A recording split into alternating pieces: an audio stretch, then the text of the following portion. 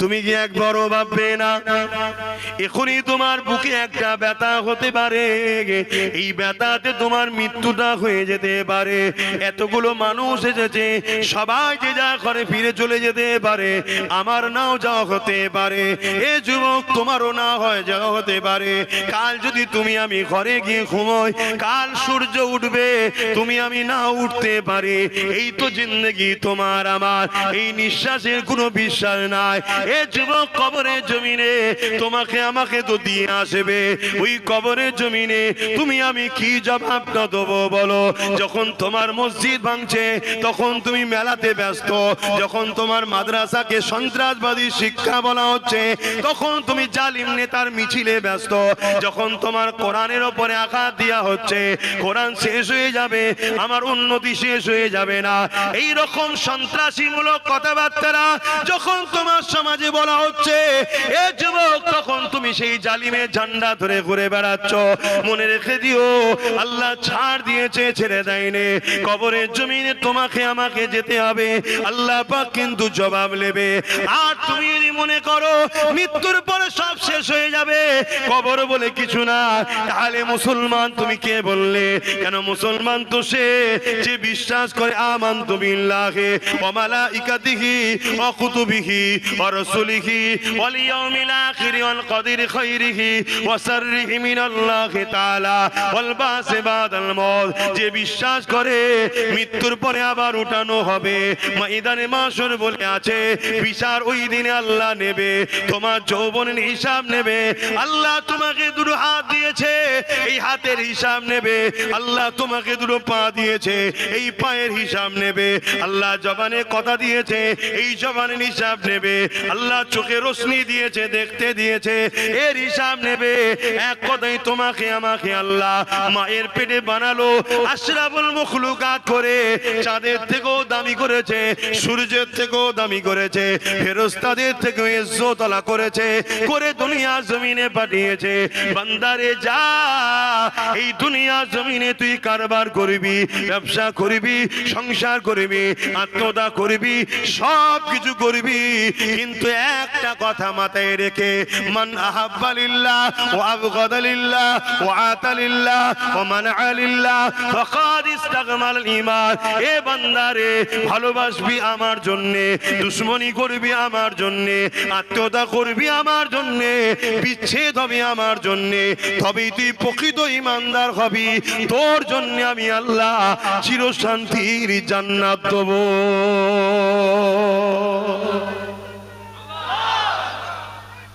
আল্লাহ, এটা আমাদের পরীক্ষা জায়গা। কে পাঠিয়েছে বলুন না গো ভাই আমার? আল্লাহ।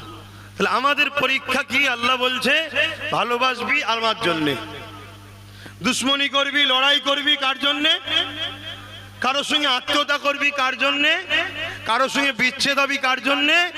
তারাই হলো প্রকৃত ঈমানদার, তারাই ঈমানের স্বাদ পায়। আমরা কি এটা করছি? বলুন, আমরা কি এটা করছি? এ নওজওয়ানেরা, আল্লাহ দিয়ে হাত নিয়ে, এই হাত আল্লাহ কেন দিল? আমাকে আপনাকে তো ভাবতে হবে।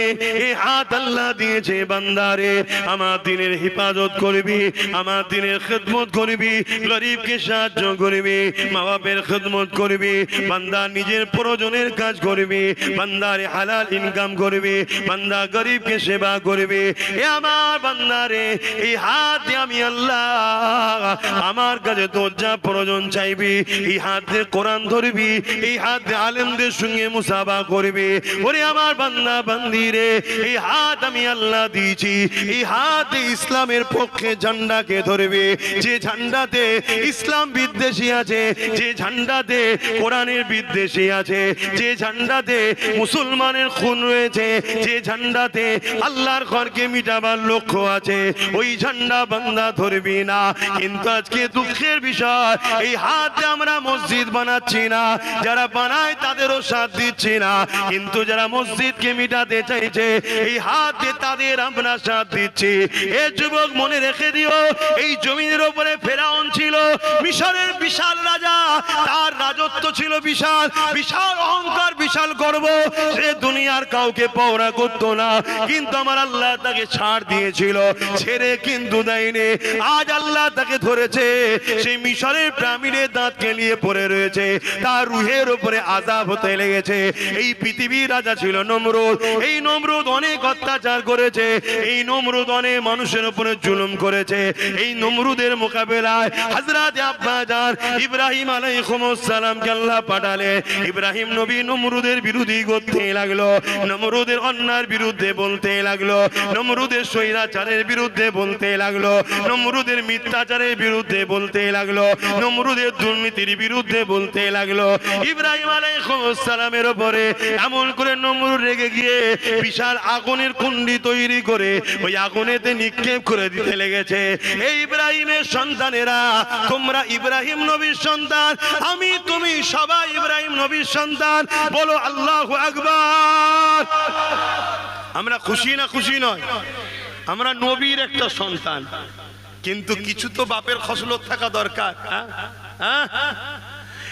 যুবকের ইব্রাহিম নবীকে আগুনে ফেলতে লেগেছে, এমন সময় আগুন তৈরি করেছে এই বিশাল গিরামলে আগুন। এই যে মাঠ দেখছো এটা ছোট, এরকম 100টা মাঠ এক জায়গায় করলে যত বড় জায়গা হবে, এত বিশাল এলাকা নিয়ে ইব্রাহিম নবীকে আগুন তৈরি করে ফেলার জন্য চেষ্টা করেছে। যে জায়গাটা আমি নিজে চোখে দেখে এসেছি, ইরাকের ব্যাবিলনে রয়েছে। এই যুবকেরা ওই জায়গায় ইব্রাহিম আলাইহিস সালাম আগুনে ফেলবে বলে নমরুদ আগুন তৈরি করেছে। 1 মাসের অধিক ধরে কাঠ জড়ো করেছে।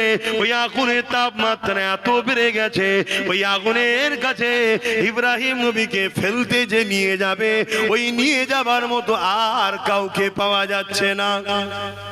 এত তাপ হয়ে গেছে যে কাছে যে ফেলতে তো লোক লাগবে, আগুনের তাপে লোক যেতে পারছে না কাছে।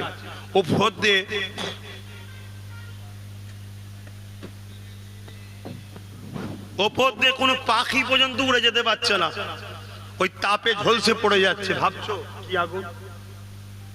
দেখো আল্লাহ কিভাবে পরীক্ষা নিচ্ছে, তোমাকে আমাকে নেবে না ভাবছো? আমার কথা শুনছো তো ভাইরা? এখন নেবে কি না নেবে নিজের নিজের ব্যাপার।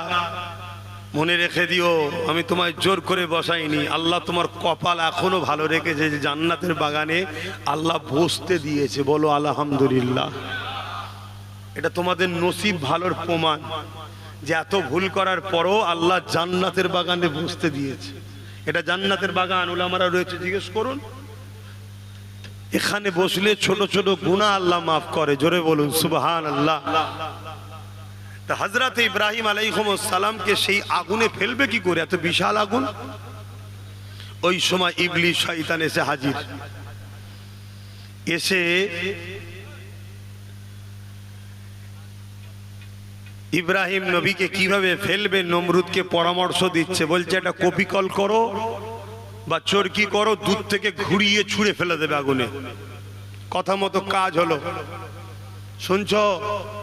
মুসলিম জাতির পিতাকে ইব্রাহিম আলাইহিস সালাম, আর মানুষ্য জাতির পিতা জোরে বলো আদম আলাইহিস সালাম।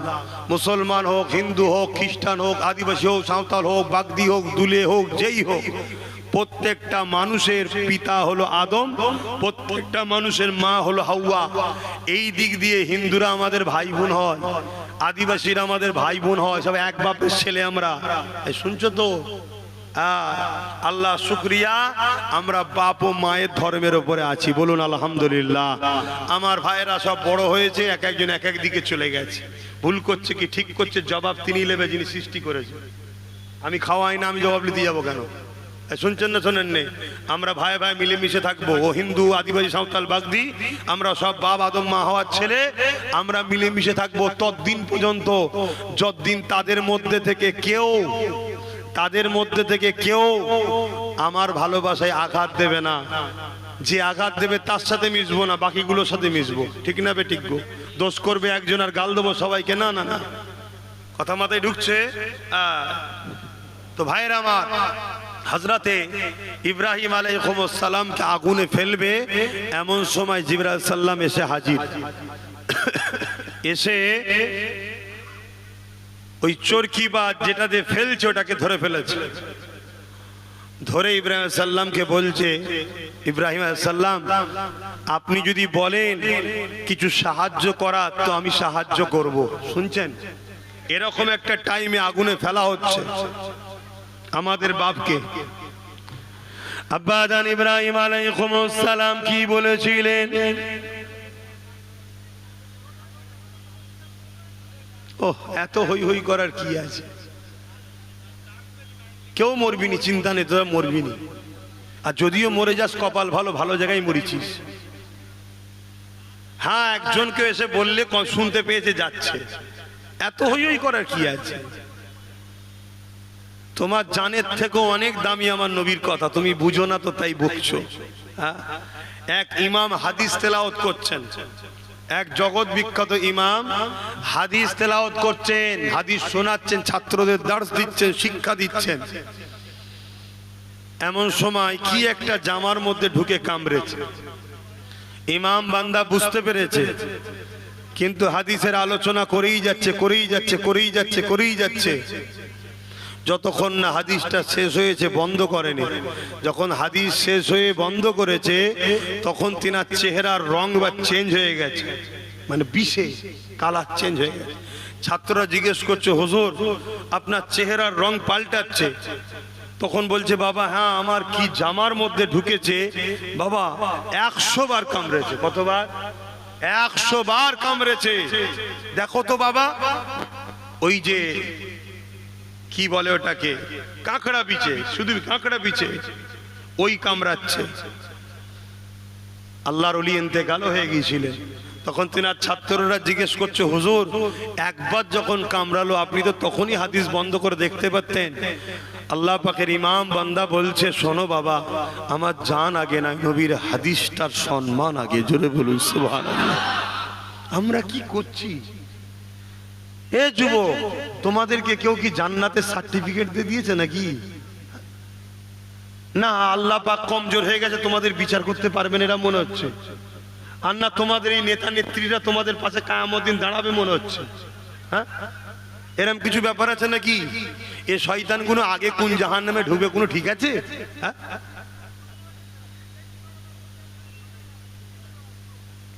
এরকম করলে হবে না, আমায় কথা বলতে দেন, না হয় অজিদিগুদি হয়ে যাবে। হযরত ইব্রাহিম আলাইহিস সালাম, এ বাপ, সব যুবক ছেলে রে, এদেরকে বসানো খুব কঠিন ব্যাপার। আল্লাহর খুব দয়া যে আমার কপালে গুলো জোটে। এরা এখানে বসার ছেলে নয়, বাস্তব কথা বলছি। কিন্তু আল্লাহর খাস দয়া এগুলো আমার কপালে জোটে, আর এগুলো বসেও থাকে। আল্লাহর কাছে দোয়া করি, বসে যখন গেছে খোদা জান্নাতে, এদেরকে জাহান্নামী করুন, এদেরকে জান্নাতি করে দাও। বলুন আল্লাহুম্মা আমিন। বলো আল্লাহুম্মা আমিন। এই আল্লাহ চাইলে তোমাদেরকে ওলি বানাতে পারে না? পারে না? জোরে বলো, জোরে বলো। অনেকে 20 ক্রিম মারে, আব্বাস সিদ্দিকীর সঙ্গে যেগুলো আছে সব বদমাইশ। অনেকে 20 ক্রিম মারে, শুনেছো তো নাকি? ওর সাথে যারা থাকে নামাজ পড়ে না, গুটকা খায়, হ্যান খাই, ত্যান খাই। শোন, আমার সঙ্গে যারা থাকে নামাজ কাজা করে, গুটকা খায়, যাই খায়, কিন্তু কমসে কম নবী ও আল্লাহর দুশমন নয়। এগুলো নবী ও আল্লাহর দুশমন নয়। আর ইতিহাস বলছে, যুগে যুগে হযরতে হাবিবে ইয়ামান, হযরতে হাবিবে আজমি, তিনি এক সময়ে বড় পাপ খারাপ রাস্তায় ছিলেন। আল্লাহ তিনাকে জগৎ বিখ্যাত ওলি করে দিয়েছে। জোরে বলুন সুবহানাল্লাহ। হযরতে মালিক বিন দিনার রাস্তায় শরাব খেয়ে পড়ে থাকতো। ওয়াজ করছে, এক যুবক উঠে দাঁড়িয়ে পড়েছে, জিজ্ঞেস করছে, হুজুর একটা সময় আমরা ছোট ছিলাম, আপনি তখন জন ছিলেন, আপনাকে দেখেছি রাস্তায় মদ খেয়ে পড়ে থাকতেন। আজ আপনি মেম্বারে উঠে ওয়াজ করছেন, কোটি কোটি লোক আপনার ফ্যান ফলোয়ার্স হয়েছে। হুজুর এই পরিবর্তন হলো কি করে? আল্লাহর ওলি মালিক বিন দিনার তিনি বলতে লেগেছে, শোনো বাবা, একটু শুনবে, এটা বলে দিই বীজখান এসে যখন গেছে, শোনো যুবকদের শোনা দরকার। শোনো বাবারা, একদিন রোজার মাস 27 রোজা, কদরের রাত্রিরে মদ কিনেছি, লোকের সামনে খেতে লজ্জা লাগছিল, তাই ঘরে নিয়ে এসছি খাবো বলে। রোজার মাসের 27 তারিখ, আবার কোন পথে ছিল? কিন্তু আজকে তিনি কোন পথে গেছে? মালিক বিন দিনার নৌকো করে পার হচ্ছে। মজ্জুম মানুষ তো, পকেটে পয়সা নেই। মাঝি বলছে পয়সা দাও, তিনি বলছেন বাবা পয়সা তো নেই বাবা, উপারে যাব, উঠে পড়েছি। মাঝি ধরে নিয়ে নদীতে ফেলে দেবে বলে চাংচুলা করে তুলেছে। মাঝি যখন নদীর নৌকার কাছাকাছি গেছে কেনায় ফেলবে, দেখতে লেগছে হাজার হাজার মাছ, একটা করে সোনার মুদ্রা মুখে করে নিয়ে পানিতে ভেসে উঠেছে। জোরে বলুন সুবহানাল্লাহ। মাঝি হুজুরকে নেভিয়ে দিয়ে কদম ধরে কাঁদছে, হুজুর আমার ভুল হয়ে গেছে, আপনি চিনতে পারিনি। যে ব্যক্তিটা একদিন মদ খেয়ে রাস্তায় পড়ে থাকতো, তওবা করে আল্লাহ তাকে কত বড় ওলি করেছে, নদীর মাছও তার বিপদে মুখে মুদ্রা নিয়ে দাঁড়িয়ে যায়। জোরে বলুন সুবহানাল্লাহ। এ যুবক, তুমি আজকে ভুল করছো, কাল তুমি যে ওলি হবেন এর কি মানে আছে? কিন্তু ভুল দুই ধরনের হয়, একটা নিজের আর একটা ধর্মের বিরুদ্ধে। নিজের যদি ক্ষতি করো, পৃথিবী পরিমাণও যদি গুনাহ করে ফেলো, এরপরও উম্মতে মুহাম্মাদি জেনে রেখো তোমার পাপের মাপের রাস্তা এখনো খোলা আছে। আল্লাহ তওবাকারীকে পছন্দ করে। কিন্তু আমার নবীর দ্বীনের যদি দুশমনি করো বা দুশমনদের সাপোর্ট করো, মনে রেখে দিও পৃথিবীর সব মৌলী সাহেবকেও দোয়া করে তোমায় জান্নাতে কোনো বাপের বেড়া নিয়ে যেতে পারবে না। কেন? নবীর দ্বীনের দুশমন মানে তার ঈমান থাকে না। শুনছেন তো নাকি? তার ঈমান থাকে না। আর এই কথাগুলো আমি তোমাদেরকে বুঝাতে চাই যে হালকা বয়সে একটু হয়ে যায়, কিন্তু ভাই আমার দ্বীনের দুশমন হয়ে যাসনি ভাই। আজকে দেখো না, মসজিদকে ভাঙার জন্য সব উঠে পড়ে লেগেছে, ওয়াকাফকে দখল করার জন্য উঠে পড়ে লেগেছে। এদের সাথ দিয়া কি চলবে? আওয়াজ দিয়ে বলো চলবে? এদের যদি সাথ দাও তার মানে তুমি মসজিদের দুশমনি করলে। মসজিদকে যে মিটাতে চাই তার কি ঈমান থাকে? এগুলো বুঝতে হবে ভাই। তা যে কথা বলছিলাম, মালিক বিন দিনার বলছে, শোনো বাবা যুবকেরা, আমি 27 তারিখে লাইলাতুল কদরের রাতে শরাব কিনে নিয়ে ঘরে গেছি খাবো বলে টেবিলের ওপরে রেখেছি। আমার একটা ছোট্ট কন্যা ছিল, লাফালাফি করতে গিয়ে টেবিলে ধাক্কা দিয়েছে, আর মদের বোতলটা পড়ে গিয়ে কাঁচের বোতল ভেঙে গেছে। মদ খাওয়া হয় না, বাচ্চাকে রাগমুখ করেছি, বাচ্চা বোঝে না, হাসতে হাসতে চলে গেছে। আমি ঘুমিয়ে পড়েছি, ওই রাতে মদ খাওয়া হলো না। একটা বছর পার হয়ে গেল, আবার ওই 27 তারিখ কদরের রাত্রিরে মদ কিনে নিয়ে ঘরে গেছি খাবো বলে, আর টেবিলের উপরে রাখার পরেই মনে পড়ে গেছে গত বছরে আমার মেয়ে টেবিলে ধাক্কা দিয়ে মদটাকে ফেলে দিয়েছিল। চোখ দিয়ে পানি বেরিয়ে গেল, কেন আজ আমার মেয়েটা বেঁচে নাই।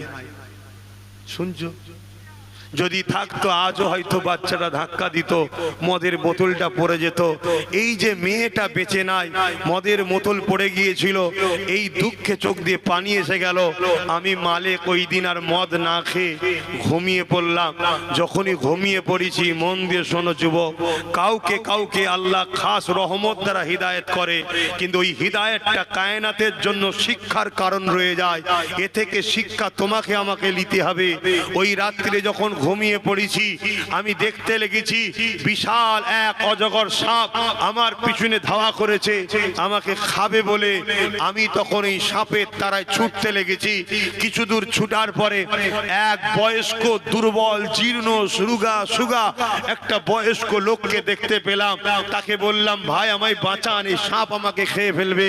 তিনি বলতে লেগেছে, মালিক তুমি তো আমায় খেতে দেও না, আমি বড় রুগা দুর্বল হয়ে গেছি, কমজোর হয়ে গেছি, এই বিশাল সাপের সঙ্গে লড়াই করার আমার ক্ষমতা নাই, তবে তুমি এই দিকে চলে যাও। আমি ছুটে সামনের দিকে যেতে লাগলাম।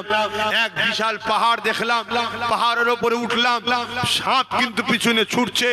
পাহাড়ের ওই দিকে দেখলাম বিশাল আগুন রয়েছে, বিশাল আগুন। ওই পথচারী মানুষ বলেছিল উঠে গিয়ে ডান দিকে চলে যাবে। আমি ডান দিকে চলে গেলাম। যাওয়ার পরে দেখলাম বিশাল সুন্দর বাগিচা, যেটা আমার জ্ঞান কল্পনা করতে পারেনি এত সুন্দর একটা বাগিচা দেখলাম, সেখানে হাজারো বাচ্চারা খেলাধুলা করছে। গেটে এক দারোয়ান রয়েছে, আমি তিনাকে বললাম যে আমাকে বাঁচান, গেটটা খুলুন, সাপ আমাকে তাড়া করেছে। দারোয়ান বলল বাচ্চাদের লক্ষ্য করে, কেউ কি ইনাকে চেনো? কেউ কি ইনাকে চেনো? আমি অবাক হয়ে দেখলাম আমার ছোট্ট মেয়েটা ওর মধ্যে ছিল, ছুটে এসে দারোয়ানকে বলল ইনি আমার বাবা হন, আব্বা হন। জোরে বলুন সুবহানাল্লাহ। গেট খুলে দেওয়া হলো, আমার মেয়ে আমার হাতটা ধরলো, ডান হাত দিয়ে ধরে আমাকে গেটের মধ্যে ঢুকাবে কি, সাপটা এসে হাজির হয়ে গেল। আমার ওইটুখানি মেয়ে যে সাপকে দেখে আমি এত ছুটছিলাম, বাঁ হাত দিয়ে তাকে আঘাত করলো, সাপটা অদৃশ্য গায়েব হয়ে গেল। জোরে বলুন সুবহানাল্লাহ।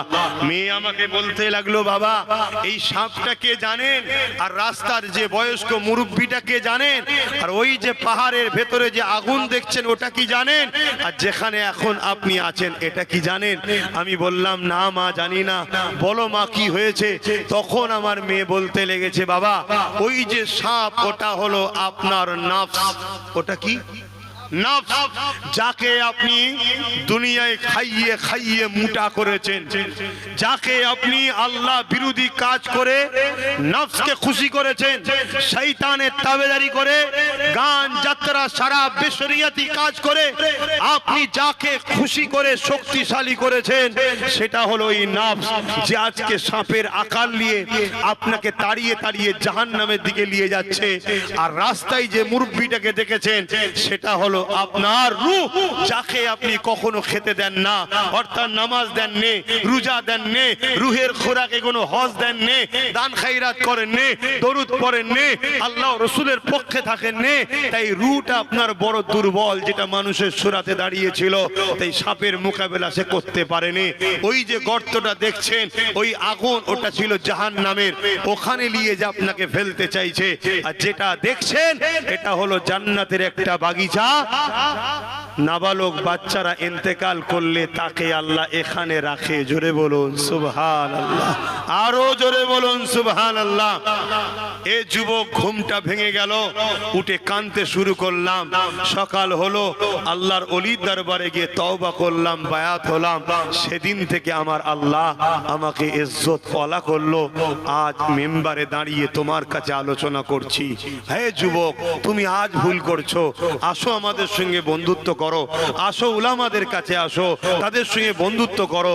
তুমি আমার নবীর হও, আল্লাহর হও, তোমাকে ভালো লাগবে, তুমি দুনিয়া আখিরাত পাবে।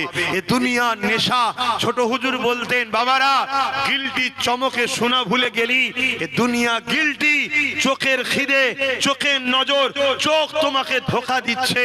এ যুবক, তোমার জন্য আমার আল্লাহ এ দুনিয়ায় পরীক্ষার জন্য পাঠিয়েছে, পরীক্ষায় ফেল হয়ে যাচ্ছে আমরা। কমসে কম শেষ কথা এতটুকু বলবো, ইমানটা তো বাঁচান, ইমানটা তো বাঁচান। এখন তো ইমানটাও চুরি হয়ে যাচ্ছে, ইমানটাও চুরি হচ্ছে। বাপেরা, নওজওয়ানেরা, ইব্রাহিম আলাইহিস সালামের কথাটা একটু বলে নি। কি গো অসুবিধা হচ্ছে ভাইরা? একটু বলি নাকি? হাত তুলে বলুন, শুনতে চাইছেন তো না দোয়া করে দেবো? এ নওজওয়ানেরা, আব্বাজান হযরত ইব্রাহিম আলাইহিস সালামকে হযরত জিবরাইল যখন বলেছিল ও ভাই ইব্রাহিম আপনাকে কিছু সাহায্য করতে হবে, কি বলে এই নমরুদ আপনাকে এক্ষুনি আগুনে ফেলে দেবে।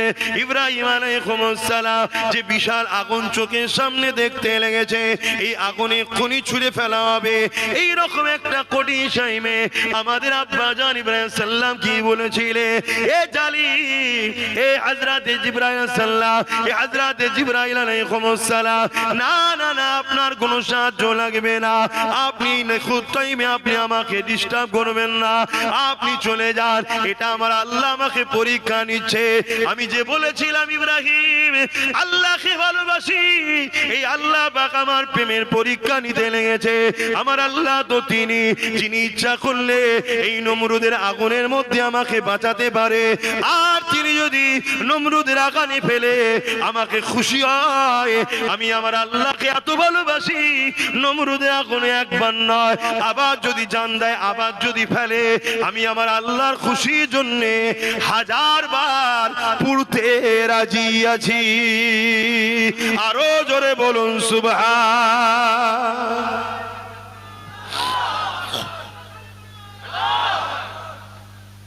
এটাই তো ঈমান।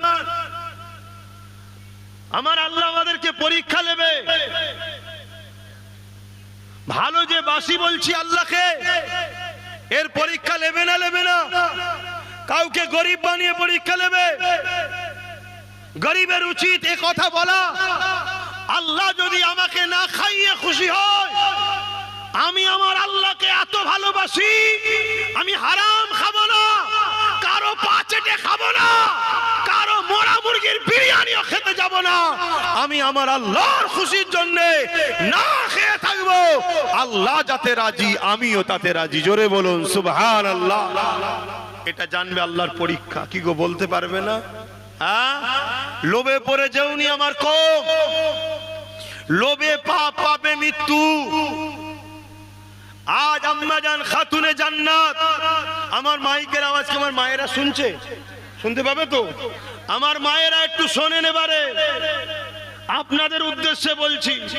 মারে, খাতুনে জান্নাতের সঙ্গে যদি জান্নাতে যেতে চাও, স্বামীকে খুশি রেখো। স্বামীর সংসারে আল্লাহ যদি ডাল ভাত খাওয়ায়, মনে রেখে দিও খাওয়াবার মালিক স্বামী নয় আল্লাহ। অতি খুশি আলহামদুলিল্লাহ বলো, তবেই তো তুমি জান্নাতে যাবে মা। খাতুনে জান্নাতের আখলাক কেমন ছিল একটা বলবো, বলো তোমরা বলো, শুনবে? হযরতে খাতুনে জান্নাত ফাতেমা তাজ-জাহরা রাদিয়াল্লাহু তাআলা আনহা একদিন মওলা আলী খাতুনে জান্নাতকে বলছেন, এ নবীর কলিজা টুকরি ফাতেমা, আহা দোনো জাহানের সুলতানের বেটি আপনি, আল্লাহ নবী আপনাকে আমার হাতে দিয়েছে, কিন্তু যতদিন সংসার করলাম কোনোদিন আপনার পেট ভরে খাওয়াতে আমি পারলাম না। হযরতে খাতুনে জান্নাত খুশিয়ে বলছেন, এ আমার প্রাণের স্বামী, আমি তো আপনার উপরে কখনো অভিযোগ দিইনি, আমি সাক্ষী দিচ্ছি আপনার আমার শ্রেষ্ঠ স্বামী। জোরে বলুন সুবহানাল্লাহ। আল্লাহ নবী বলেছেন, পৃথিবীতে ওই পুরুষটাই শ্রেষ্ঠ যাকে তার স্ত্রী বলে আপনি ভালো। অন্য কোনো জায়গায় সার্টিফিকেট নিলে হবে না। স্ত্রী যদি সার্টিফিকেট দেয়, এই জায়গায় সার্টিফিকেট পাওয়া আল্লাহু আকবার খুব বিশাল ব্যাপার। কি এই জায়গায় সার্টিফিকেট পাওয়া খুব বিরাট ব্যাপার। তা যাই হোক, হযরতে খাতুনে জান্নাত মাওলা আলী একদিন বলছেন যে ফাতেমা, কয়েকদিন হয়ে গেল ঘরে কিছু খাওয়া হয়নি। শুনছো কি বলছি? এখানে কে আছে কার বাড়িতে আজকে দুপুরে খাওয়া হয়নি? আছে একজন হাত তুলে বলবেন যে আমার বাড়িতে দুপুরে আজকে খাবার ছিল না, অভাব আছে? কে খাওয়ায় আপনাদের ঘরে? সরকার না আল্লাহ? জোরে বলে, জোরে বলে। তাহলে সরকারের লোক, সরকারের যখন জালিম ছেঁচড়া নেতাগুলো বলে যে আমরা দিই, জুতোর বাড়ি মারেন না কেন? জুতো খুলে চাপাং চাপাং করে দেবেন, জান উয়ার কোথায় গেলে ভাষা খুঁজে পাসনি, আমরা দিই। হ্যাঁ, খাবার মালিক কে? জোরে বলেন কে? আল্লাহ। সবাইকে আল্লাহ খাওয়ায়। কথা বুঝে আসছে? আমার কথা কি খারাপ লাগলো নাকি? হ্যাঁ। আর যখন চুপ থাকবেন মানে ওই কথাটা মেনে নিচ্ছেন আপনি, ওই কথাটা আপনি মেনে নিচ্ছেন, তার মানে কত দিক দিয়ে আমাদেরকে বেঈমান বানাবার প্ল্যান চলছে জানেন? তো ওই সময়ে খাতুনে জান্নাতকে মাওলা আলী বলতে লেগেছে, যদি আপনি বলেন আপনার আব্বার কাছে যাব, অর্থাৎ শ্বশুরের কাছে, কেন আমার রসুলের অনেক ধনী সাহাবা ছিলেন, অনেক নজরানা দেয়, যদি কিছু পাই নিয়ে আসলে কমসে কম হাসান হোসাইনও তো কয়েকদিন খাইন, একটু খাওয়া হবে। আহ মা, কোন সংসারের কথা বলছি শোনেন আম্মা, আজ আপনাদের কারো সংসার কি কোনো মায়ের এত গরিবী আছে? আহারে, কুল কায়নাত যাদের ওসিলাই খাচ্ছে। তা হযরতে মাওলা আলীকে খাতুনে জান্নাত বললেন, যান আব্বার কাছে যান, যে দেখেন। হযরতে আলী চলে আসলেন, দীর্ঘক্ষণ আমার নবীর কাছে বসে আছে, কিছু পেলেন না, মনটা মরা করে ঘরে যাচ্ছে। ঘরের বাইরে থেকে সালাম দিতে হয়। জীবনে কোনোদিন স্ত্রীকে সালাম দিয়েছেন? কাদের কাদের বিয়ে হয়ে গেছে হাত তোলেন। যাদের যাদের বিয়ে হয়ে গেছে হাত তুলবেন, থাকতে হাত তুলবেন না, যদি ফটো যদি ভেতরে চলে যায় একবার কপালে বিপদ আছে। কাদের কাদের বিয়ে হয়ে গেছে? আমিও হাত তুলেছি, দেখছেন না? না আমার দিকে তো অনেক কটা ক্যামেরা, বিপদ হয়ে যাবে। বলেন কার কার বিয়ে গেছে? হাত না বান। একজনকেও হাত তুলে বলেন বিবিকে সালাম দিয়েছেন? বাহ মাশাআল্লাহ, যারা দিয়েছো খুব সৌভাগ্যবান তোমরা। বিবি যদি যতই মিজাজি হোক ঘন ঘন সালাম দেবেন, ঘন ঘন সালাম দেবেন। তার মানে কি আল্লাহ তোমার উপরে শান্তি দিক, রহমত দিক। আল্লাহ তোমাকে শান্তিতে দিক, রহমত রাখো। তা তোমার সালাম যদি একবার কবুল হয়ে যায়, ও বিবি ভালো হবে না? হবে না? আর মা বোনেদের বলছি, স্বামী যদি বদমাইশ হয়, ঝগড়া না করে ঘন ঘন সালাম দাও, আসসালামু আলাইকুম ওয়া রাহমাতুল্লাহি ওয়া বারাকাতুহু। তার মানে কি আল্লাহ শান্তি, রহমত, বরকত আপনারও বর্ষিত হোক। কোন স্বামীর উপরে যদি আল্লাহর রহমত, শান্তি বর্ষিত হয়, সে স্বামী ভালো হবে না, মানে আল্লাহর ওলি হয়ে যাবে। কি এজন্য সালাম দেবেন ঘন ঘন। আমাদের তো সালাম বন্ধ হয়ে গেছে। তা আমার রাসূল পাক সাল্লাল্লাহু আলাইহি ওয়াসাল্লামের সাহাবী হযরত আলী হুজুর ঘরের বাইরে থেকে খাতুনে জান্নাতকে সালাম দিচ্ছে। হযরতে খাতুনে জান্নাত সালামের উত্তর দিয়েছে, দরজা কিন্তু খোলেনি, খিড়কি দিয়ে দেখছে আমার স্বামীর হালতটা কি। নবীর বেটি তো, ওলিরা যদি গায়েবের খবর আল্লাহর দয়াতে জানতে পারে, তাকু ফিরাসাতাল মুমিনি ফা ইন্নাহু ইয়ানজুরু বিনুরিল্লাহ, আল্লাহ তার মাহবুব বান্দাদের কিছু কিছু জিনিস দেখিয়ে থাকে। তো নবীর বেটিকেও আল্লাহ জানিয়েছে কি, তাই তিনি দরজা না খুলে জানালা খুলেছে, খুলে দেখছে আমার স্বামীর হাল কি। দেখছে হাত খালি, মন খারাপ। আল্লাহ নবীর কলিজার টুকরিয়া কি শিক্ষা দিয়েছে নবী বেটিকে। বলতে লেগেছে, আমার প্রাণের স্বামী আপনার মন খারাপ কেন? বলছে আমার রসুলের কাছে গেলাম, কিছু পেলাম না। আহা, তুমি বড় সুখী আছো, খোদার তো হাসান হোসেন আছে। হযরতে খাতুনে জান্নাত বলছে, আপনি মুখে হাসেন, শুকরিয়া আদায় করেন, ঘরের ভেতরে আসেন, আগে শুকরিয়া আদায় করেন। বলছে কিসের জন্য? আল্লাহ পাক জিহালে রেখেছে, এর জন্যই শুকরিয়া আদায় করতে হয়। বলুন আলহামদুলিল্লাহ। আমি ফাতেমাও শুকরিয়া আদায় করছি। কিসের জন্য? হযরতে খাতুনে জান্নাত বলছে, খাবার হয়তো আপনি আনেন নে, কিন্তু আল্লাহ স্বামীটাকে তো ঘরে পাঠিয়েছে। বলুন সুবহানাল্লাহ। কি কত স্বামী আছে রাস্তায় টেনশনে টেনশনে যায়, কিচ্ছু জানি না, সামনে ঈদে আমাকে এত টাকার গড়ি, এই দিতে হবে, হাই দিতে হবে, টেনশনে টেনশনে রাস্তায় যে অ্যাক্সিডেন্ট করে ওরা। এই তা গেল তো, এবার কি হবে? তা হযরতে খাতুনে জান্নাত বলছে যে আপনি এসেছেন, এটাই আলহামদুলিল্লাহ। আল্লাহ নবীর বেটি খাতুনে জান্নাত কি বলেছিলেন? আমার আম্মা জানেরা, যিনি জান্নাতি নারীদের সরদারিনী হবে, মা আপনারাও ফাতেমার সঙ্গে, আম্মার সঙ্গে আপনারাও জান্নাতে যাবেন, দোয়া করি। কিন্তু মা মনে রাখতে হবে, হযরতে খাতুনে জান্নাতের আদর্শ কি ছিল? হযরতে ফাতেমা জাহরা রাদিয়াল্লাহু তাআলা আনহা বলেছিলেন, আমার প্রাণের স্বামী, আপনি তো জানেন আল্লাহ পাক শুকরকারী সাথেও আছে, সবরকারীদের সাথেও আছে।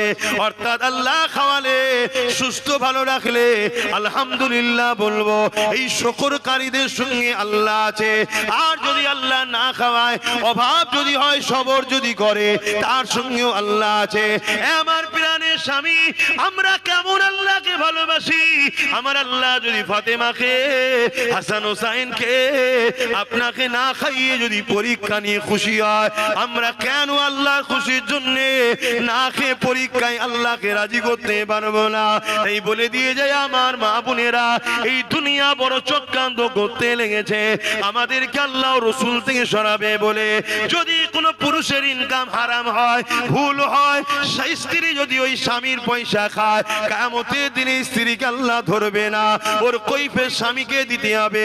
কেন? স্বামী হলো স্ত্রীর গার্জেন, কন্যা হলো বাপ তার গার্জেন। বাপ যদি তার কন্যাকে হারাম খাদ্য খাওয়ায়, এর জন্য বাপ জাহান্নামে যাবে, ওই কন্যা জান্নাতে যাবে না। অর্থাৎ নারীদের জন্য হিসাব নিকাশটা দিতে হতো না। কিন্তু আজ জালিম হুকুমতরা বড় প্ল্যান করে আমার মা বোনেদেরকে সামান্য ভিক্ষা দিয়ে খরিদ করলো। একদিকে খরিদ যেমন করলো, অপরদিকে আল্লাহর আদালতে আসামি করে দিল।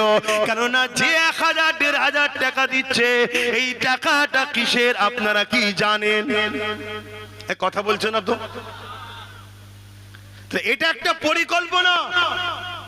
মুসলিম নারীদের হাতে অর্থ দাও, এদেরকে দাও 1000 টাকা, কিন্তু 1000 টাকাটা হারামের দাও, মদ বিক্রি করার টাকা দাও। পুরুষ যদি ইনকাম করে নিয়ে আসে হারাম টাকা, নারীকে আল্লাহ কিয়ামতের দিন ধরবে না। মুসলমান যখন বিপদে পড়বে, তোমার আমার দোয়া যদি কবুল নাও হতো, মায়ের জাতের দোয়া কিন্তু কবুল হতো। সেই গোড়াটাও মেরে দিল সামান্য ভিক্ষা দিয়ে। আমাদের হুঁশি নাই, আমাদের খেয়ালই নাই। আমাদের উচিত ছিল আওয়াজ তোলা, তোমার ওই 1000-এর ভিখারি আমরা নয়। আমার স্বামীকে কর্ম দাও, আমার বেটাকে কর্ম দাও, আমার ছেলেকে চাকরি দাও। আমার ছেলে যদি বড় হয়, তাহলে সে ছেলে তো মাকে দেবে। যে ছেলে মাকে হাত খরচ দেয় না, তাহলে এর জন্য ছেলের দোষ দিবার আগে তো মায়ের দোষ। কি তৈরি করেছেন ছেলেকে, কি মানুষ করেছেন ছেলেকে, যে আপনার ছেলে আপনাকে হাত খরচ দেয়নি? কি রকম ছেলে, একে কি ট্রেনিং দিয়েছে? কথা শুনছেন? দুনিয়া আমাকে নজরানা দেয় মুসাবা করে, আমি আমার মাকে বাপকে নজরানা দিই মুসাবা করে। এই শিক্ষা আমার রসুল দিয়েছে। মুসাবা করাও সুন্নাত, নজরানা দিয়াও সুন্নাত, লিয়াও সুন্নাত। আপনারা মুসাবা করে আমাদের নজরানা দেন না? দেন না? সাহাবারা নবীকে দিয়েছে, আর আমার নবী পাক সাল্লাল্লাহু আলাইহি ওয়াসাল্লাম তিনার দুধমা হযরতে হালিমাকে দিয়েছে। জোরে বলুন সুবহানাল্লাহ। আমি আমার আব্বাকেও মুসাবা করে নজরানা দিই, আমার মাকেও মুসাবা করে নজরানা দিই। কেন? দোয়া লিবার আগে নজরানা দিতে হয়। তা কি ছেলে আপনার মা যে আপনাকে টাকা দেবে না, নজরানা দেবে না? আমার কথায় কি খারাপ লিখছেন নাকি? খারাপ লিখছেন। এসব ইসলাম বিদ্বেষীদের প্ল্যান। এই কিছুদিন আগে না বিহারে ভোট হয়ে গেল, এই সোশ্যাল মিডিয়ায় একটা বক্তব্য ঘুরছে, দেখেছেন? আমি দেখাতে পাচ্ছি না কেন, ওর মধ্যে একটা নাচ আছে মেয়ে ছেলের। একটা মেয়ে বিজেপির মিটিং এ গিয়ে খুব নাচছে, তারপরে ছবি তার ঘর ভাঙছে যখন সে কাঁদছে। तो प्रश्न करছে मीडिया क्या हुआ, बोलছে अरे समझ में नहीं आया है, 1000 रुपया दिया मीटिंग में चला गया, वोट भी दे दिया, अभी जीत के हमारे ही घर भांग रहे তোর রে। শুনছেন? হাসুনি তোমার আমার দশাটা এরামি হয়েছে, খারাপ নেবেন না। ইমামদের 2500-3000 দিয়েছে, আর একটু বড় হুজুর হলে তাকে আলো দিয়েছে, আরো টাকা দিয়েছে, গাড়ি দিয়েছে, কলকাতায় দু একটা ফ্ল্যাট অনেককে দিয়ে দিয়েছে, সব জানি আমি। যদি বলেন নিয়ে যে দেখে দেবো। হারামখোরেরা, গাদ্দারেরা, শুনছেন না শুনেন না? এরা কওমের সঙ্গে ধোঁকাবাজি করেছে, এরা গাদ্দারি করেছে জাতির সাথে। আজকে আমার মসজিদ ধ্বংস চলে যাচ্ছে, মাদ্রাসা ধ্বংস চলে যাচ্ছে। আজকে 3000 3500 টাকা মুয়াজ্জিনকে দিয়েছে, আমরা ভেবেছিলাম নিয়ে খুব ভালো হচ্ছে, কিন্তু দেরি হলো। আমার একদল উলামা ভাইয়েরা বুঝতে পেরেছিল, তারা অনেক আগে থেকে কিন্তু বক্তব্য দিয়েছে যে তোমার ওই ভাতা লাগবে না। দেখেছেন না? দেখেন না? তাদেরকে আমি ধন্যবাদ জানাই, তাদেরকে আমি স্যালুট জানাই, ধন্যবাদ জানাই। আল্লাহ তাদের উপর রহমত দিক, তাদের বিগত ভুলটা, মানুষ মত মিস্টেক হতে পারে, আল্লাহ মাফ করে দিক, বলুন আমিন। কিন্তু আজও ঘুমোচ্ছে অনেকে। হ্যাঁ, আজকে কেন্দ্রের বিজেপি সরকার ওয়াকফ কালা কানুন করেছে, জানেন তো? ঠিক করেছে না ভুল করেছে? কেন্দ্রের সরকার যে 2025 ওয়াকফ কালা কানুন করে মসজিদ মাদ্রাসাকে নিয়ে দিতে চাইছে, এটা ঠিক করেছে না ভুল করেছে? জোরে বলুন। তো সেই আইনটাকে রাজ্য সরকার সাপোর্ট করে দিল, ঠিক করছে না ভুল করছে? এবার কি হবে? যে বলেছিল আমি থাকতে হতে দেবো না, হ্যান করবো না, ত্যান করবো না, কত বড় বিশ্বাসঘাতক তাহলে রাজ্য সরকার। তাহলে এর দেখিয়েছে এক, আর চিবাচ্ছে এখন আর এক। এবারে আমার একটা কথা আপনারা হয়তো শুনেছেন, আমার একটা বক্তব্য আছে, আমি নাকি বলেছি টিএমসি কে ভোট দিয়া হারাম। শুনেছেন? কারা কারা শুনেছেন একটু হাত তুলে দেখা। শুনেছেন? পুরোটা শুনেছেন না কাটাটা? পুরোটা শুনবেন না? কারা কারা পুরোটা শুনতে চান একটু হাত তুলে দেখা। শুনতে চান? ঠিক বলছেন, বলবো তো? হাত না বান, এটা একটু জানা দরকার। কেন এটা মুনাফিকরা ছড়াচ্ছে মিথ্যা মিথ্যা করে, কেটে কাটিং করে ছড়াচ্ছে, অরিজিনালটা জানা দরকার। আচ্ছা, এইটা কি নবীর মেম্বার তো নাকি? এখানে আমার বাপের কথা চলবে না নবীর কথা চলবে? এটা নবীর কথা চলবে। তা নবীর দিনের যদি কেউ বিরুদ্ধে হয়, তার বিরুদ্ধে নবী কি বলেছে সেটা বলা দরকার আছে না না? একটু বলুন বলুন বলুন। আচ্ছা, কি গো ঠান্ডায় ঠান্ডা হয়ে গেল নাকি? কি করব বলেন? এদের একটু চট দিতে পারতো, একটু ওপরে দেয় না। তাহলে একটু বলি আমি অ্যাকচুয়ালি কি বলেছি। হ্যাঁ, অসুবিধা হচ্ছে? সালাম পড়ি দোয়া করে দেবো? আচ্ছা লেন, দোয়াই করে দিচ্ছি, সালাম পড়ি। হ্যাঁ, শোনার আগ্রহ থাকলে আমি শোনাবো, না হয় আমি ভাড়া খাটা হুজুর নয়। ওই আপনাকে নিয়ে এসেছিলাম, এখন টাইম শেষ হয়নি, ভাড়া খাটা হুজুর আমি নাই। তো দাওয়াত লি যদি কপারে হাত ভুলো, অহংকার নেই, অম্মা বিনিয়ামতি রব্বিকা ফাহাদ্দিস, তো দাওয়াতটা লিয়েছি কপালে হাত ভুলো।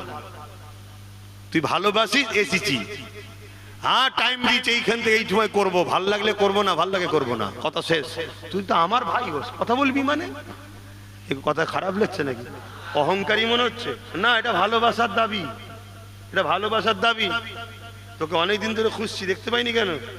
আছিস তো লাইনে না কট লাইনে চলে গেছিস? আচ্ছা, ওকে অনেকদিন দেখছি। ওই দিন মসজিদে নামাজও পড়লাম, ওর ভাইকে দেখলাম, জিজ্ঞেস করলাম, কথা বুঝাস? আমাদের সব তো আপনারা আমার দাদা হুজুরের বাচ্চা, তাই তো নাকি? সব দাদা হুজুরের বাচ্চা। আল্লাহ কবুল করে, বোন আল্লাহুম্মা আমিন। একবার দরুদ শরীফ, আল্লাহুম্মা সাল্লি আলা। লড়ার মতো পাইনি, পুকায় তো।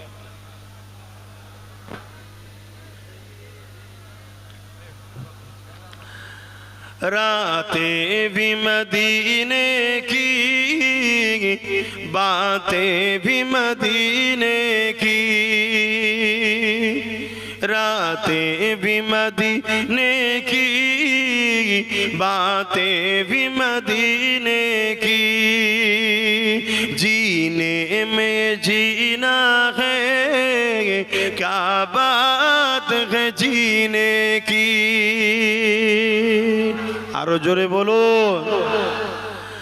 अरसा हो तैबा की जिस गलियों से गुजरे, अरसा हो तैबा की जिस गलियों से गुजरे, इस वक्त भी गलियों से खुशबू है पसीने की। नारे दिवे हाथ तुले बोलो लब्बाइक लब्बाइक लब्बाइक। আপনারা বলুন ইয়া রাসূলুল্লাহ লব্বাইক লব্বাইক লব্বাইক। নারে দিবে। এর মানে হুজুর আমরা গোলাম হাজির আছি, জোরে বলুন সুবহানাল্লাহ। ঘাবড়াবার কিছু নেই। কবে আমার নবী 1450 বছর যেসব এলাকাতে ঘুরেছে, সেই সব এলাকায় এখনো নবী পাকের পাসিনা ঘামের খুশবু বেরোচ্ছে, জোরে বলুন সুবহানাল্লাহ। আমাদের পাসিনা থেকে খুশবু বাইর হয় না কেন? আমরা মাটির রসে তৈরি। কিসে তৈরি? মাটি দিয়ে নয়, কি দিয়ে? মাটির রস। মাটির রস, বাপের শরীর থেকে একটা রস বাহির হয়, বাকিটা সব বুঝতে পারছেন, যেটা মায়ের রেহেমে যায়, বুঝতে পারছেন? সব সব বোঝেন আল্লাহ করে। এই রস থেকে আমরা তৈরি। মাটি দ্বারা একজনই তৈরি, বাপ আদম আলাইহিস সালাম, আর বাঁদিকে পাঁজরের হাড় থেকে একজন তৈরি, মা হাওয়া, জোরে বলুন সুবহানাল্লাহ। আর ডাইরে রূহ থেকে একজন তৈরি, তিনি হলেন ঈসা রুহুল্লাহ, জোরে বলুন সুবহানাল্লাহ। আর আল্লাহ বলেছে কুন হো যা, একটা নূর হয়েছে, সেটা হলো মুহাম্মদ রাসূলুল্লাহ, জোরে বলুন সুবহানাল্লাহ। কথা বুঝে আসছে? বাকি আমরা তৈরি কিসে? মাটির রস থেকে। তাই আমাদের শরীর থেকে দুর্গন্ধ বাহির হয় কেন? মাটির একটা দুর্গন্ধ থাকে, রস, সেই তা থেকে। কিন্তু আমার রাসূল পাক সাল্লাল্লাহু আলাইহি ওয়াসাল্লামের 1450 বছর আগে যেসব এলাকায় ঘুরেছে, আজও নবীর পাসিনার খুশবু পাওয়া যাচ্ছে, জোরে বলুন সুবহানাল্লাহ। এতে আমাদের গর্ব হওয়া দরকার আছে না নাই? বলো বলো। এই নবী ছেড়ে কার পিছনে ছোট? বলো, কার পেছনে ছুটছো? কত বড় খেলোয়াড়, কত বড় গায়ক, কত বড় নেতা, কত বড় লিডার। ও দুদিনের বয়স হয়েছে, খেলোয়াড়ের খেলা খারাপ হয়েছে, ফ্যান ফলোয়ার্স পালিয়েছে। গায়ক বয়স হয়েছে, কণ্ঠ খারাপ হয়েছে, ভিজিট কমে গেছে, ফ্যান ফলোয়ার্স পালিয়ে গেছে। এই নেতা পথ থেকে নেমে গেছে, রাস্তায় ব্যাগ নিয়ে ঘুরছে, কেউ দাঁড়িয়ে সেলফি তোলে নে। কথা ভুল বলছি নাকি? কিন্তু মনে রেখে দিও যুবক, আমার নেতার গোলাম হও, আমার নেতার গোলাম হও। মুহাম্মদ সাল্লাল্লাহু আলাইহি ওয়াসাল্লামের গোলাম যারা হয় তাদের বয়স যত বাড়ে তত দাম বাড়ে। জোরে বলুন সুবহানাল্লাহ। আজ থেকে 800 বছর আগে নবীর এক গোলাম দুনিয়া থেকে চলে গেছে, আজও পুরো পৃথিবী তাকে চেনে, পুরো পৃথিবীর মানুষ তার কাছে আসে। নেতা মন্ত্রী খেলোয়াড় গায়ক মুসলিম অমুসলিম সবাই তার কাছে যাচ্ছে। তিনি হলেন সুলতান হিন্দ মুঈনুদ্দিন আজমিরি, নবীর গোলাম। তাই দাম দেখুন আরো বেড়ে চলেছে। জোরে বলুন সুবহানাল্লাহ। আজ থেকে 100 বছর কম বেশি আগে এই হিন্দুস্তানের জমিনে একজন চলে গেছে, মুহাম্মদ সাল্লাল্লাহু আলাইহি ওয়াসাল্লামের গোলাম ছিল। আজও কোটি কোটি লোক তার দরবারে রোজ যাচ্ছে, রোজ যাচ্ছে। তিনি হলো সিদ্দিক আকবরের আওলাদ, জবানের মুজাদ্দিদ আবু বকর সিদ্দিক, নবীর গোলাম। জোরে বলুন সুবহানাল্লাহ। যুবক, নবীর গোলাম হও, নবীর গোলাম হও। আর নবীর গোলাম কখনো জালিম হতে পারে না, জালিমের সাথী হতে। জুলুমটা সব থেকে মারাত্মক জিনিস। পৃথিবীতে 2 শ্রেণীর লোকের পাপ শাস্তি দুনিয়াতেও হয়, আখেরাতেও হয়। একটা হলো অহংকারী, দ্বিতীয় হলো জালিম। নাতটা একটু বলি নাকি? আমার নবীর নাতকেও ভালোবাসতে হয়। তাহলে যেখানে যেখানে আমার নবী ঘুরেছে আজও খুশবু বাহির হচ্ছে। জোরে বলুন সুবহানাল্লাহ। तारीफ के लायक जब अल्फाज नहीं मिलते, तारीफ के लायक जब अल्फाज नहीं मिलते, तारीफ करे कोई किस तरह मदीने की, तारीफ करे कोई किस तरह मदीने की, रातें भी मदीने की, बातें भी मदीने की, जीने में जीना है क्या बात है जीने की, अरसा बाकी जिस गलियों से गुजरे, अरसा बाकी जिस गलियों से गुजरे, इस वक्त भी गलियों से खुशबू है पसीने की, इस वक्त भी गलियों से खुशबू है पसीने की, रातें भी मदीने की, बातें भी मदीने की, वो अपनी निगाहों से दीवाना बनाते हैं। अरे जोरे, वो अपने निगाहों से मस्ताना बनाते हैं, जहमत भी नहीं देते मैं खार को पीने की, जहमत भी नहीं देते मैं खार को पीने की, रातें भी मदीने की, बातें भी मदीने की, जीने में जीना है क्या बात है जीने की। अल्लाहुम्मा सल्ली अला वला आले सय्यदना। বাপজান আমার বলবো, আমার কচকে কেটে কেটে ছড়ানো হচ্ছে, এআই করা হচ্ছে, আমার ফটোকে করে বিভিন্ন লোকের সঙ্গে জুড়ে দেওয়া হচ্ছে, তিলক দিয়ে দেওয়া হচ্ছে কপালে। দেখেছেন না? এগুলো যারা করছে এরা অবশ্যই আল্লাহর কাছে জবাব দেবে, এবং এরা মুনাফিক।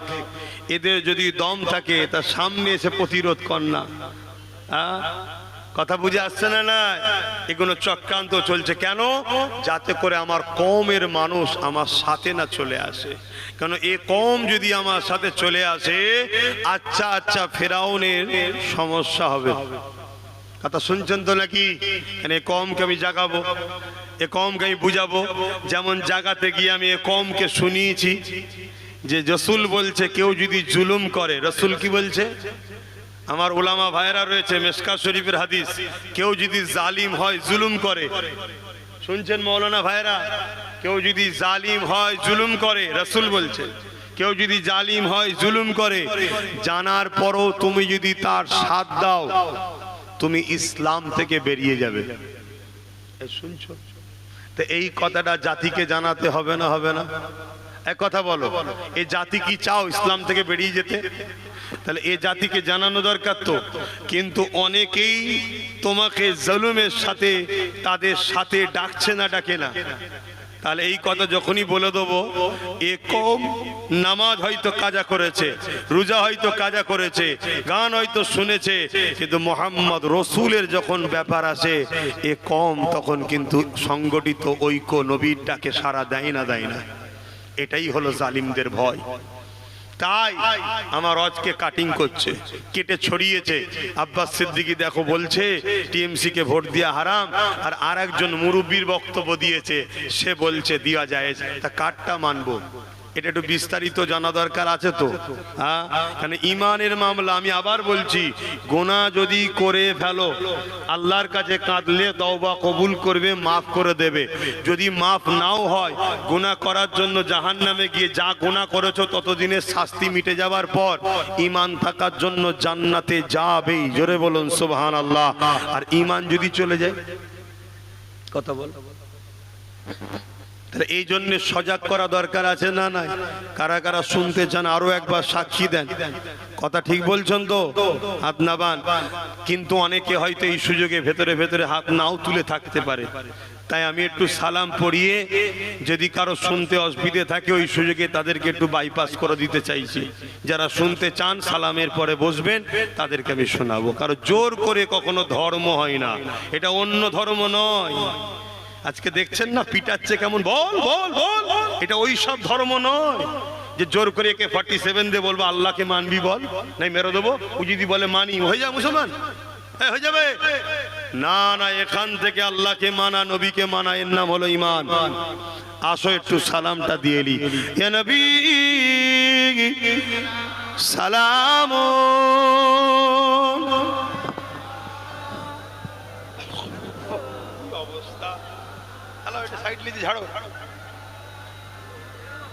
কি অবস্থা!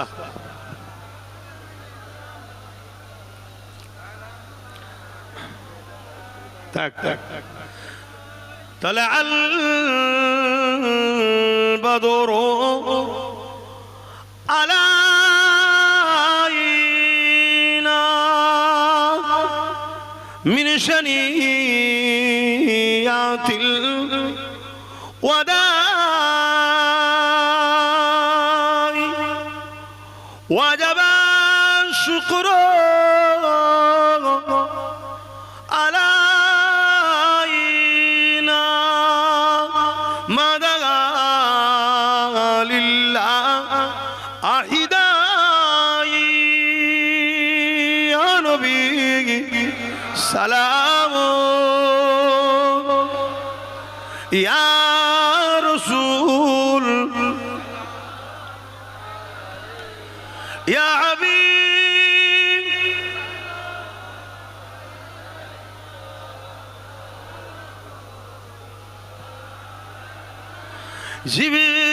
জিবরাইল দিলে যে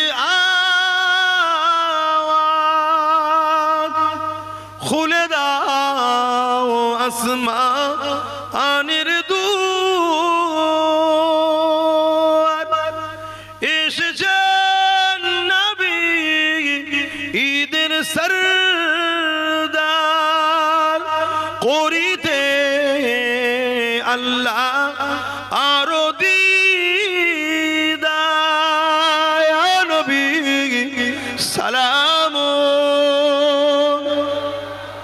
ইয়া রাসূল ইয়া হাবিব সালাম।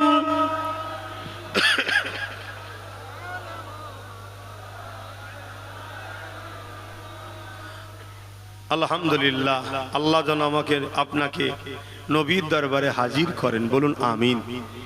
হুজুরকে দাঁড়িয়ে দাঁড়িয়ে সালাম দেওয়ার তৌফিক দেন, বলুন আমিন। এবার একটু গায়ে গায়ে বসুন, যারা শুনতে চান বসুন, আমি একটু জানাচ্ছি আপনাদেরকে। দরুদ শরীফ আল্লাহুম্মা সাল্লি আলা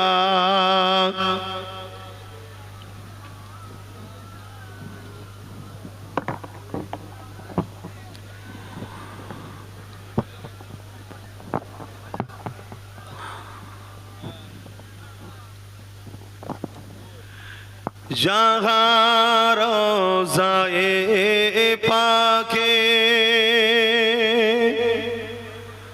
खैरुल वरा है, ओ जन्नत नहीं है तो फिर और क्या है,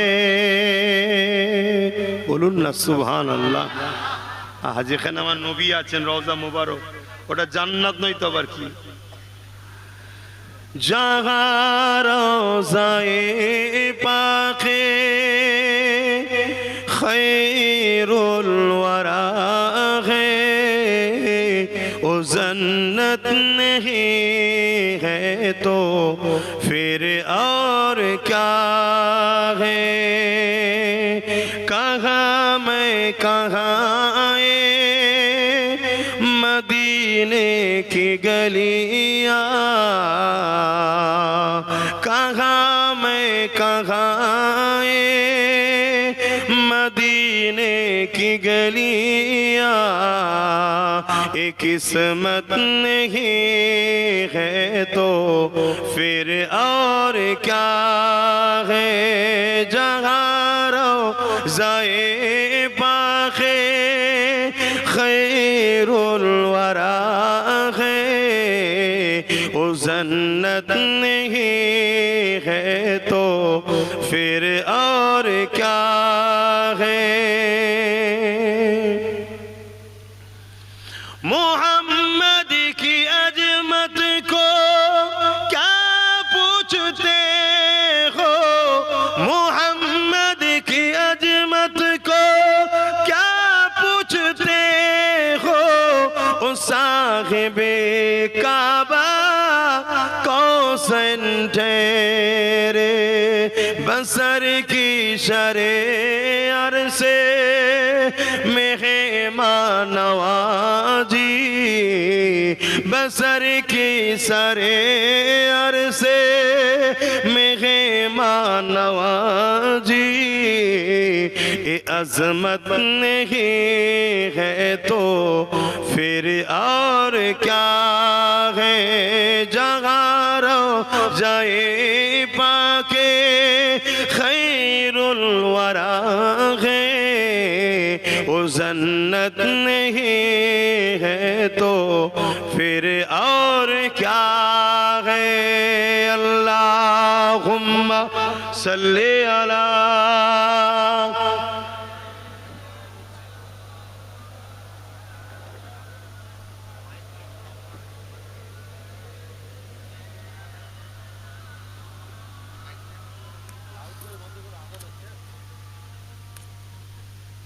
আজানটা হয়েই যাবে না, আপনাদের অসুবিধা হচ্ছে, আমি ব্যাস ওইটুকু কথা বলবো, একটু দোয়া করে দেবো, আজানটা হয়ে যাবে। আপনাদের মহল্লায় হচ্ছে, তাহলে মসজিদে হয়নি, মহল্লার হকটা আদায় করতে হবে। কেন এখন লাউডে শুরু হয়েছে না তো ভাই আমার, অ্যাকচুয়ালি আমি একটা কথা জিজ্ঞেস করতে চাইছি। আল্লাহ নবীর একটা হাদিস আমি আলোচনা করেছি, আবার এখানে করছি কি, আল্লাহ নবী বললেন, মুসলিম শরীফের হাদিস, মানে উলামা ভাইরা যারা পড়েছে জানে, আল্লাহ নবী বললেন অন্যায় দেখলে হাত দিয়ে রোকো, অন্যায় দেখলে একটু মুখে বলুন হাত হাত। যদি হাতে রুকার ক্ষমতা না থাকে মুখ দিয়ে প্রতিবাদ করো, মুখেও যদি প্রতিবাদ করার ক্ষমতা না থাকে তাহলে অন্তর থেকে ঘৃণা করো। এই অন্তর থেকে ঘৃণা যেটা করা হয়, এদেরও ঈমান আছে, কিন্তু রাসূল বলছে বড় দুর্বল ঈমান, বড় দুর্বল ঈমান। কিন্তু ইমান আছে। কিন্তু সব থেকে টপ ইমান অন্যায় দেখলে অন্যায়কে হাত দিয়ে খতম করা, রুকে দেওয়া। যদি হাতে ক্ষমতা না থাকে মুখ দিয়ে প্রতিবাদ করা, মুখ দিয়ে আন্দোলন করা। যদি মুখেও ক্ষমতা না থাকে অন্তর থেকে ঘৃণা করে দূরে সরে যাওয়া। এখন আমি জানতে চাইছি, যদি কেউ মসজিদ ভাঙে, মাদ্রাসা ভাঙে, কবরস্থান ভাঙে, মাদ্রাসায় জঙ্গি তৈরি হয় বলে, বা ঈদগাহকে ভাঙে, এই পরিকল্পনা যদি কেউ করে, সেটা ন্যায় না অন্যায়? জোরে বলুন। অন্যায়। রসুলের হাদিস অনুযায়ী অন্যায় দেখলে কি করতে হবে বলুন? হাত দিয়ে। তাহলে মাদ্রাসা ভাঙছে, মসজিদ ভাঙছে, হাত দিয়ে রুখতে হবে, হাত দিয়ে রুখতে, অন্যায়টাকে খতম করতে হবে। যদি হাতে ক্ষমতা না থাকে মুখ দিয়ে প্রতিবাদ করতে হবে, যেটা অন্যায় হচ্ছে। যদি মুখেও প্রতিবাদ করার ক্ষমতা না থাকে অন্তর থেকে কমসে ঘৃণা করতে হবে। তা না করে মসজিদ মাদ্রাসা যারা ভাঙছে, তুমি তাদেরকে সহযোগিতা করলে, তাদেরকে আরো ক্ষমতা জুগালে, তাহলে বলো তুমি কি মসজিদ মাদ্রাসা ভাঙার পক্ষে না বিরুদ্ধে? জোরে বলো। পক্ষে। ঈমান থাকবে? এই জোরে বলেন, ঈমান থাকবে? আসুন, চলে আসুন। আমি এই কথাটা বলেই বলেছি, কেন্দ্র সরকার আজকে সংখ্যা গরিষ্ঠতার জোর দেখিয়ে একটা আইন করেছে, ওয়াকফ কালা কানুন, যার মধ্যে এমন কিছু ধারা দিয়েছে, আমাদের মসজিদ মাদ্রাসা কবরস্থান ঈদগাহ খানকা যেগুলোর এক কাঠার দাম 5 কোটি 6 কোটি 10 কোটি করে, এত ভিআইপি জায়গা, এই জায়গাগুলোকে সব দখল করে নিয়ে বড় বড় কর্পোরেটদের হাতে তুলে দিবার একটা পরিকল্পনা করছে। মসজিদ মাদ্রাসা কবরস্থান সব ভেঙে দিচ্ছে, বা ভেঙে দিয়ে অনেক জায়গায় ভেঙে দিয়েছে, অনেক জায়গায় ভাঙবে। এটা কি কেন্দ্র সরকার ঠিক করছে না অন্যায় করছে? এটা আওয়াজ দিয়ে বলবেন। আল্লাহ নবী বললেন অন্যায় দেখলে কি করতে হবে? আরে কথা বলবেন তো। তাহলে কেন্দ্র সরকারের বিরুদ্ধে হাতে লড়তে হবে, ঠিক না বেটি? যদি হাত দিয়ে না লড়তে পারো তাহলে মুখ দিয়ে প্রতিবাদ করতে হবে, ঠিক না বেটি? যদি মুখ দিয়ে প্রতিবাদ করতে কেউ না পারে তাহলে অন্তর থেকে ঘৃণা তো করতে হবে, জোরে বলেন। কিন্তু একটা মুসলমান হাত দিয়ে রুখলো না, মুখ দিয়ে প্রতিবাদও করলো না, অন্তর থেকে ঘৃণা করলো না, উপরন্ত কেন্দ্র সরকারকে ভোট দিচ্ছে যাতে করে আরো শক্তিশালী হয়। বলুন এর ঈমান আছে? নবীর হাদিস অনুযায়ী এর ঈমান থাকতে পারে না। কারণ অন্যায় দেখে হাত ধো রোকে নে, মুখ দিয়ে প্রতিবাদ করেন, ঘৃণা উপরন্ত সাপোর্ট করেছে, এর ঈমান থাকবে? জোরে বলেন। এই কথাটা আমি প্রথম বলি। তারপরে আমি কি বলেছি? তারপরে বলেছি ধরুন কেন্দ্র সরকারের বিরুদ্ধে আমরা লড়াই করছি, আর রাজ্য সরকার বলছে দিল্লি গিয়ে আন্দোলন করো, এখানে লড়াই করা যাবে না। রাজ্য সরকারের এই কাজটা ন্যায় না অন্যায়? জোরে বলো। তাহলে রসুলের কথা অনুযায়ী হাত দিয়ে রুখতে হবে। যদি হাতে রুখতে না পারো মুখ দিয়ে প্রতিবাদ করতে হবে। যদি মুখ দিয়ে প্রতিবাদ করতে না পারো অন্তর থেকে ঘৃণা করতে হবে যে এ সরকারও মসজিদ মাদ্রাসার বিরুদ্ধে, এর সাথ দেওয়া যাবে না। তা না করে কেউ যদি একও ভোট দেয় রসুলের হাদিস অনুযায়ী তার ঈমান। জোরে বলেন। এরপরে আমি আরো বলেছি, কি বলেছি? যদি কেউ বলে কোরআন শেষ হয়ে যাবে, আমার উন্নয়ন শেষ হবে না, সে কোরআনের পক্ষে না বিরুদ্ধে? এটা নাই কথা বললো না অন্যায়? এটা ঠিক কথা বললো না ভুল কথা? তা কোরআনের পক্ষে আপনারা বিরুদ্ধে? আপনারা কোরআনের পক্ষে না বিরুদ্ধে? কারা কারা কোরআনের পক্ষে হাত তুলে দেখান। মারহাবা, নারে তাকবীর। কোরআন শরীফ, কোরআন শরীফ। কোরআনের দুশমনেরা বলুন মুর্দাবাদ। কোরআনের দুশমনেরা। তাহলে আজকে আমার রাজ্য সরকার বলছে কোরআন শেষ হবে, উন্নতি শেষ হবে না, ঠিক বলেছে না ভুল বলেছে? তাহলে এর বিরুদ্ধে হাত দিয়ে রুখতে হবে না হবে না? যদি হাত দিয়ে না রকম মুখ দিয়ে প্রতিবাদ করতে হবে যে আপনি এটা ভুল বলেছেন, ক্ষমা চান। যদি মুখ দিয়েও বলতে না পারো অন্তর থেকে ঘৃণা করা দরকার আছে না নাই? তা না করে কোনো মুসলমান কোরআনের দুশ্মন, কোরআনকে যে মিটাতে চায়, কোরআন শেষ হয়ে যাবে যার ধারণা, তাকে যদি ভোট দেয় তার ঈমান থাকবে? আমি এটা বলেছি। এরপরে আরো বলেছি কি, ইসলামে যে খাবারটা খাওয়া হারাম, সেই খাবার যদি কেউ খাইয়ে আমাদেরকে কাফের বানাতে চায়, অর্থাৎ শিরক যুক্ত খাবার, যেমন আমার অমুসলিম ভাইয়েরা তাদের ধর্মে অনেক খাবার খাওয়া নিষেধ আছে, তার মধ্যে একটা গরুর গোশত তারা খেতে নেই, তাদের ধর্মের ব্যাপার। যদি আমি ঘুরিয়ে তাকে খাওয়াই, এটা তাদের সঙ্গে ভালো ব্যবহার করলাম না খারাপ করলাম? কিন্তু আমাদের জন্য হালাল, ওরা কিন্তু অপছন্দ করে, ঠিক না বেটি? ঠিক তেমন শিরক যুক্ত খাবার যেটাকে প্রসাদ বলা হয় সেটা আমাদের জন্য হালাল না হারাম? জোরে বলেন। রাজ্য সরকার রেশনের মাধ্যম দিয়ে আমাদেরকে প্রসাদ খাইয়েছে না খাওয়াইনি? প্ল্যান করেছে না করেনি? তাহলে বলুন সরকারের এটা কাজ না? সরকার আমাদেরকে কাফের বানাতে চাইছে না চাইনে? শিরকের রাস্তায় নিয়ে যেতে চাইছে না চাইনে? তাহলে এটা নাই করছে না অন্যায় করছে? এর বিরুদ্ধে হাত দিয়ে লড়া দরকার আছে না নাই? যদি হাতে ক্ষমতা না থাকে মুখ দিয়ে প্রতিবাদের দরকার আছে না নাই? যদি মুখে না পড়ে অন্তর থেকে ঘৃণার দরকার আছে না নাই? তা না করে একে সাপোর্ট যদি করে তার ঈমান থাকবে? আমি আরো এক বলছি, আজকের দিনে একটা সংশোধন করে দিচ্ছি। কেন্দ্র সরকারের যে কালা কানুন মসজিদ মাদ্রাসার বিরুদ্ধে আইন আপনারা মানবেন? এই জোরে বলেন মানবেন? যদি বুলেটের গুলি করে গুলি খেতে রাজি আছে, মানতে রাজি নয়। যদি কেন্দ্র সরকার মনে করে আমি চাপ দিয়ে এদের উপরে দায়িত্ব দেবো, এদেরকে চাপ দিয়ে দমন করে দেবো, কেন্দ্র সরকারকে জানিয়ে দিচ্ছি সংবিধান আমাদের সাথে আছে, আল্লাহ রাসূল আমাদের সাথে আছে। সংবিধানকে সামনে নিয়ে কথা দিচ্ছি তোমার সঙ্গে যুদ্ধ করতে রাজি আছি, কিন্তু ইসলামের বিরুদ্ধে আইন মানতে রাজি নয়। ঠিক না বেঠিক? আজকে রাজ্য সরকার কেন্দ্র সরকারের আইনকে মেনেছে না মানেনি? জোরে বলুন মেনেছে না মানেনি? এ বিশ্বাসঘাতকতা আমাদের সঙ্গে করেছে না করেনি? এ বলেছিল আমি থাকতে এখানে ওয়াকফ কিছু হবে না, বলেছে না বলে না? এরা তো সবচেয়ে বড় চোর রে, ৭৫,০০০ বিঘে জায়গা রাজ্য সরকার চুরি করে রেখেছে। এত বড় কথা বলে যাচ্ছে, ওর দম থেকে আমার বিরুদ্ধে মামলা করুক। শুনছেন না শোনেন? তাহলে আজকে বলুন কেন্দ্র সরকারের আইন মেনেছে না মানেনি? কেন্দ্র সরকার আইন করে ইসলামের বিরোধী, সেই আইনকে মানার জন্য ইসলামের বন্ধু না দুশমন? তাহলে এর বিরুদ্ধে হাত দিয়ে লড়তে হবে না হবে না?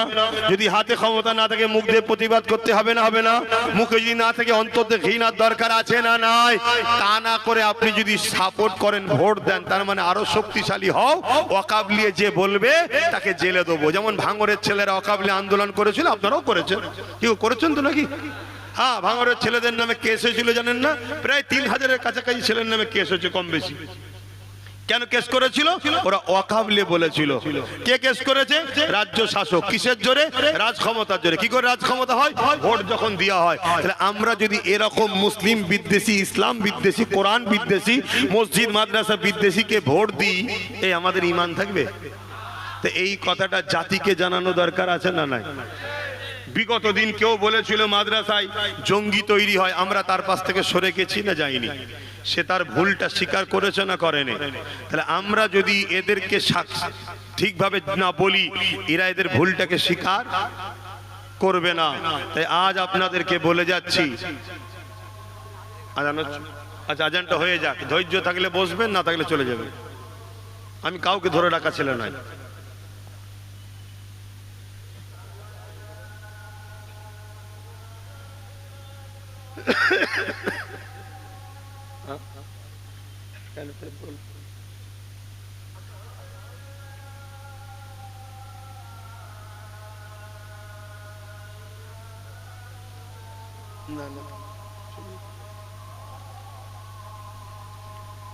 أشهد أن لا إله إلا الله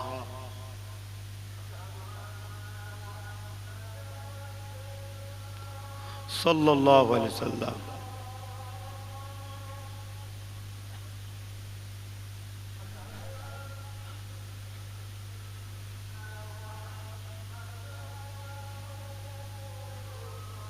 صلى الله عليه وسلم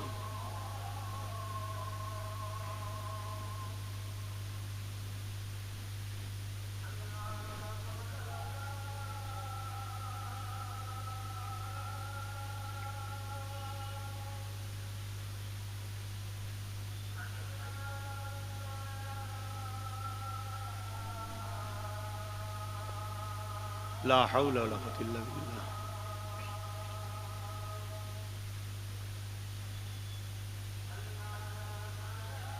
لا حول ولا قوة إلا بالله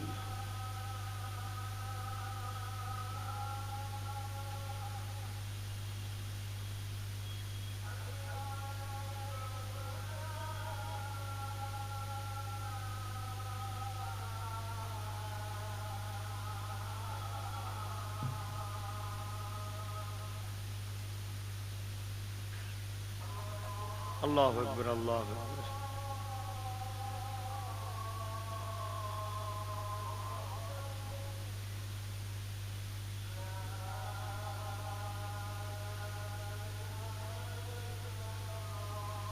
اللهم رب هذه محمد سيدنا محمد لله انك لا تغفر لا اله الا الله।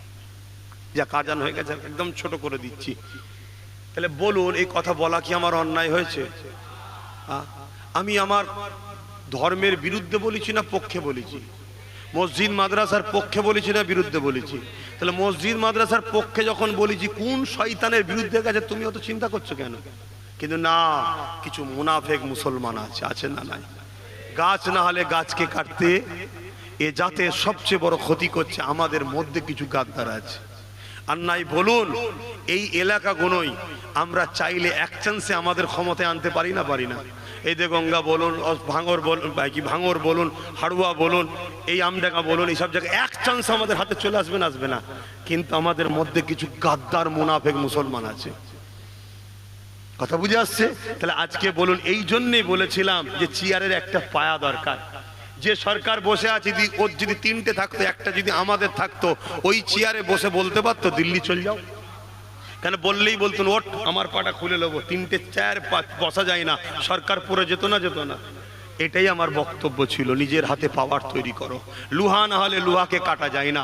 তা আমার এই ওয়াজকে কাটিং করে কোনো একজন মুরব্বির সঙ্গে লাগিয়ে বলছে দেখো, ইনি বলছে হারাম, ইনি বলছে জায়েজ। শোনো, ওই মুরব্বি সেদিন জায়েজ বলেছিল যেদিন এর মুখোশ ঢাকা ছিল, মুখ ছিল না। যেদিন এ বলেছিল 10,000 মাদ্রাসা দেবো, যেদিন বলেছিল ফুরফুরা রেল করে দেবো, যেদিন বলেছিল ডবল চাকরি দেবো, যেদিন বলেছিল আলিয়া ইউনিভার্সিটি মাদ্রাসা করে দেবো, যেদিন ভালো ভালো কথা বলেছিল, সেই দিন সে মুরব্বি বলেছিল আরে বাবা যখন ভালো বলছে একবার দেখ না। সেই দিন তো আমরাও অনেকে বলেছিলাম দেখ না। কি ভাই ভুল বলছি নাকি? আপনারাও তো অনেকে বলেছিলেন না? বলেননি? এতে অপরাধ তো কিছু নয়। কিন্তু আজ যখন এর মুখোশ সরে যে মুখ বেরিয়েছে, বিষাক্ত একটা ভয়ানক শয়তান, আর একে সাথ দেয়া যাবে? এ কথা বলেন, দিলে হারাম হবে, ইসলামের সঙ্গে গাদ্দারি করা হবে। ব্যবসা করো, রাজনীতি করো, হিন্দু হোক, আদিবাসী হোক, সাঁওতাল হোক, খ্রিস্টান হোক, সবাই আমরা ভারতীয় ভাই ভাই, মিলেমিশে কারবার করব, মিলেমিশে রাজনীতি করব, কোনো ইসলামে বাধা নাই। কিন্তু কেউ যদি আমার ইসলামের উপরে আঘাত দেয়, তাকে আর সাপোর্ট করা তখন যাবে না। তোমার বাপও যদি হয় ইসলামের বিরুদ্ধে, নবীর বিরুদ্ধে গেলে, তখনই জানবে আল্লাহর পরীক্ষা শুরু হয়ে গেল, আর সাথ দেওয়া যাবে না। তাহলে একটা মসজিদ আপনি দান করবেন না? করবেন না? কাল মসজিদকে কেউ দখল করে যদি অন্য কিছু হারাম কাজের জায়গায় ব্যবহার করে, আর দান করা যাবে? আজ মুসলমান সালাম দেবো, কাল যদি সে ইসলাম ছেড়ে দেয় সালাম দেওয়া যাবে? আবার যদি মুসলমান হয় সালাম দেবো না? দেবো না? তাহলে আমার কোন মুরব্বি বলেছে সাথ দে, তখন ভালো ছিল সাথ দিতে বলেছে, এখন তো 2 নম্বর শয়তান হয়ে গেছে, আর সাথ দেওয়া যাবে? তা সেই পুরাতন কথা এখন তো চালালে হবে না। কথা মাথায় ঢুকছে না? ঢোকে না? তাহলে আমার মসজিদের যে দুশ্মন সে আমাদের বন্ধু না দুশ্মন? আমার মাদ্রাসার যে দুশ্মন সে বন্ধু না দুশ্মন? হাত তুলে বলো কারা মসজিদ মাদ্রাসার দুশ্মনকে দুশ্মন বলে মানো? আল্লাহকে সাক্ষী রেখে হাত তোলো যে মসজিদের দুশ্মন আমাদের দুশ্মন তো, যে মাদ্রাসার দুশ্মন আমাদের দুশ্মন তো, যে কবরস্থান খানকার দুশ্মন আমাদের দুশ্মন তো।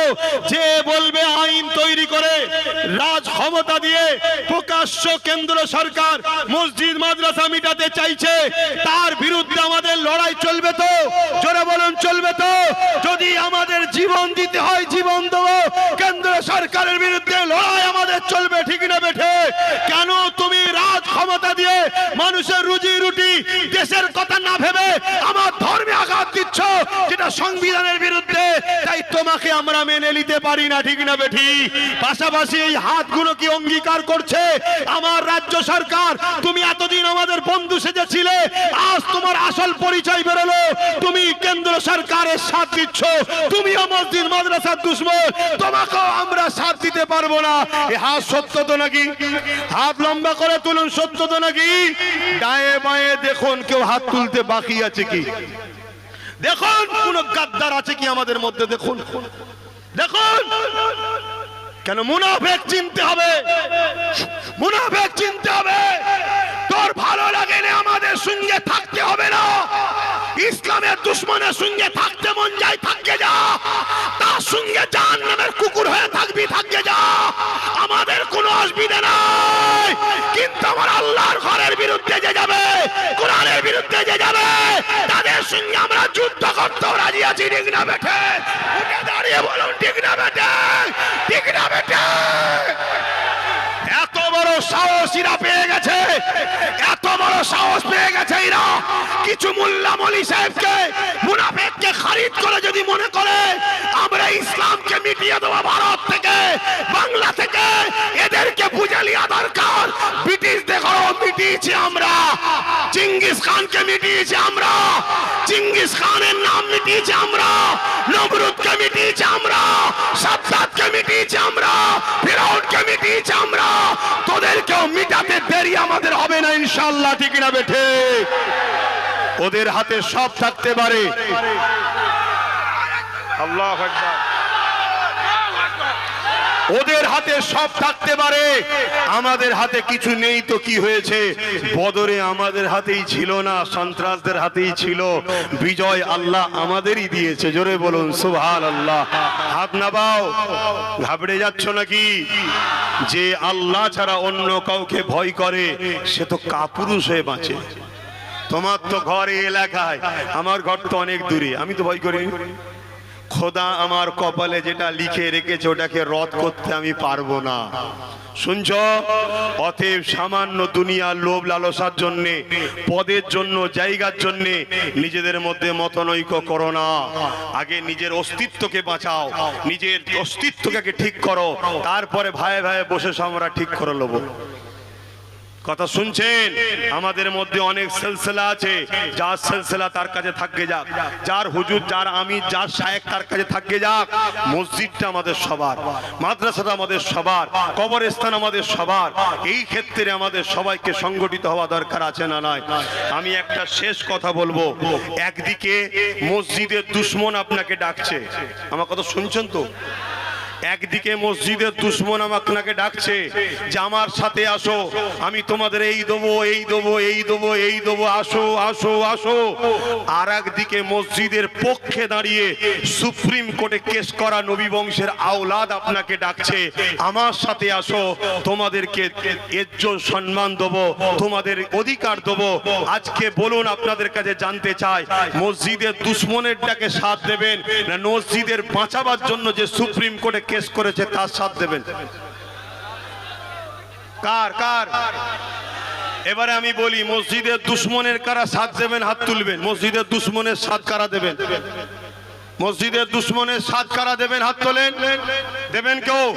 তাহলে মসজিদকে বাঁচাবার জন্য যে নবী বংশের আওলাদটা সুপ্রিম কোর্টে গিয়ে এখনো কেস চালাচ্ছে, সেই নবী বংশের আওলাদটার সাথ কারা দেবেন? হাত তোলেন, হাত তোলেন। আলহামদুলিল্লাহ, আলহামদুলিল্লাহ, আলহামদুলিল্লাহ। হাত নামান। আজ আব্বাস সিদ্দিকী লড়তে পারিনি, আমি জলসা করি, আমি পীর মুরিদি করি, আমি খানকা চালাই, আমি মাদ্রাসা চালাই, আমি ইমামতি করি, আমি নাই লড়তে পারিনি, আমি নাই কেস করতে পারিনি। কিন্তু আমার ঘরের, আমার কওমের, আমার নবীর খানদানের কেউ যখন কেস করবে, কেউ যখন লড়াই করবে, কেউ যখন মসজিদ মাদ্রাসা ওয়াকফের পক্ষে দাঁড়াবে, আমার কি দায়িত্ব নয় তার প্রচার করা, তার সাথ দেওয়া? জোরে বলুন, দায়িত্ব আছে না নাই? তাই সে আমার ছোট তো আমি দেখবো না, আমি তাকে ন্যায়ের জন্য তার সাথ দেবো। কথা বুঝছেন না? বোঝেন না? এতে আমার কি ইজ্জত চলে যাবে নাকি? যে তুই বড় হয়ে ছোটর কথা না, ও ছোট হতে পারে, আল্লাহর ঘরকে বাঁচাবার জন্য, ওয়াকফকে বাঁচাবার জন্য কেস করেছে, আমি পারিনি। কথা বুঝে আসছে না? নয়। আরো একটা কথা বলে যাই, আপনাদের এই পাশে নিউ টাউন, আপনাদেরই সব এলাকা, সব উচ্ছেদ করে দিল, দেখলেন না? এখন যান না, একটা ঘর লিখে যান, দেবে কি দেখেন তো? আমি তো মনে হয় 10 বছর ধরে ঘুরছি, যে এখানে একটা যদি ঘর হয় সেই এলাকায় জলসালে একটু থাকা যাবে। দেখেন, কথা বুঝে আসছে না? নাই। আজকে সেই জায়গায় রাজ্য সরকার রাজকোষ থেকে অনেক কটা 100-র কাছাকাছি কম বেশি তার ধর্মের স্থান তৈরি করেছে। ঠিক আছে, আমি ঝগড়াই যাচ্ছি না, কিছুদিন আবার বললো একটা দুর্গা আগিন নাকি করবে, তারপরও আমি তর্কে যাচ্ছি না, এটা শাসকের কাজ নয়, তারপরও তর্কে যাচ্ছি না। কিন্তু রে বাবা, ওখানে একটা মুসলমানদের নিজেদের ব্যক্তিগত মসজিদের জায়গা রাজ্য সরকার চুরি করে সেটাকে ভাইটকোকে বিক্রি করছে। তাহলে বলুন, রাজ্য সরকার মসজিদ বাঁচাতে চায়? ওই এলাকায় সব ভিআইপি থাকে, ওখানে মসজিদ থাকবে, আজান হবে, ঘৃণার কথা। এটাই হলো এদের পরিকল্পনা। যারা তোমার মসজিদকে এত ঘৃণা করে, যারা তোমার আজানকে এত ঘৃণা করে, আমার যুবক ছেলেরা, সেই বিহায়াদের পিছনে তোমরা ঘুরবে? শুধু বলছে বিজেপি চলে আসবে, শুধু বলছে বিজেপি চাই। বিজেপি আর এর মধ্যে পার্থক্য কি? এরা দুজনই আরএসএস এর লোক। বিজেপি যা অন্য রাজ্যে করছে এই রাজ্যে করছে।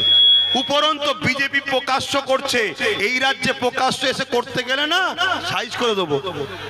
কথা বুঝে আসছে না? নাই, এখানে আমরা কমজোরি নয়।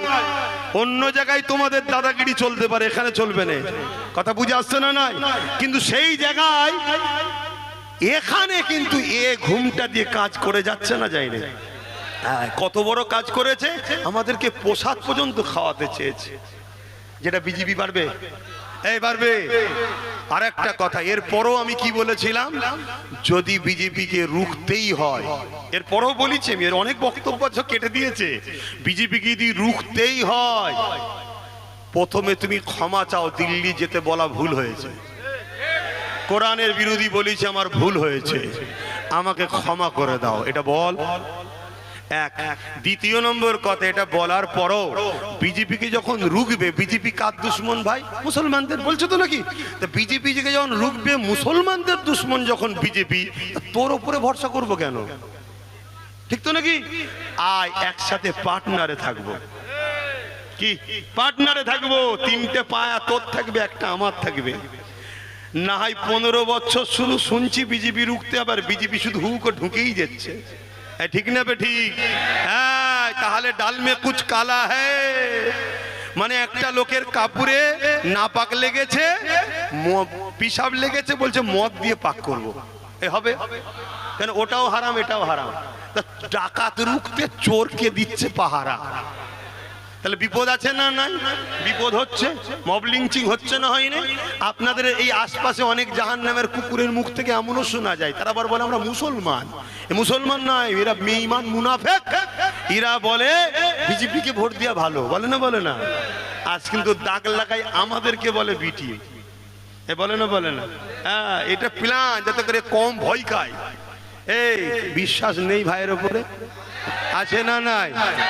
আপনারাও তাহলে শোনো, একটা কথা বলে যাচ্ছি, এরপরেও তো তোমাদেরকে বলছি, আমি অফার দিচ্ছি তো। প্রথমে ক্ষমা চাক যে ভুলগুলো বলেছে কোরআনের বিরুদ্ধে, তারপরে একটা হলো 10% হলো ভাগিদারি দিতে হবে। তুমি রাজা আমরা কর্মচারী, এটা হবে না, পার্টনারে আসতে হবে। ঠিক না বে? ঠিক। পার্টনারে এলে কিছু বললেই কক করে টিপে ধরা যাবে। আমিও ভাগিদারি আছি, ঠিক না বেটি? আমি কি ভুল করছি? তুমি যদি আজ না জাগো যুবক, তোমার বাচ্চা গোনার জন্য কাফনটা কিনে যেও, এ কথা বলে গেলাম।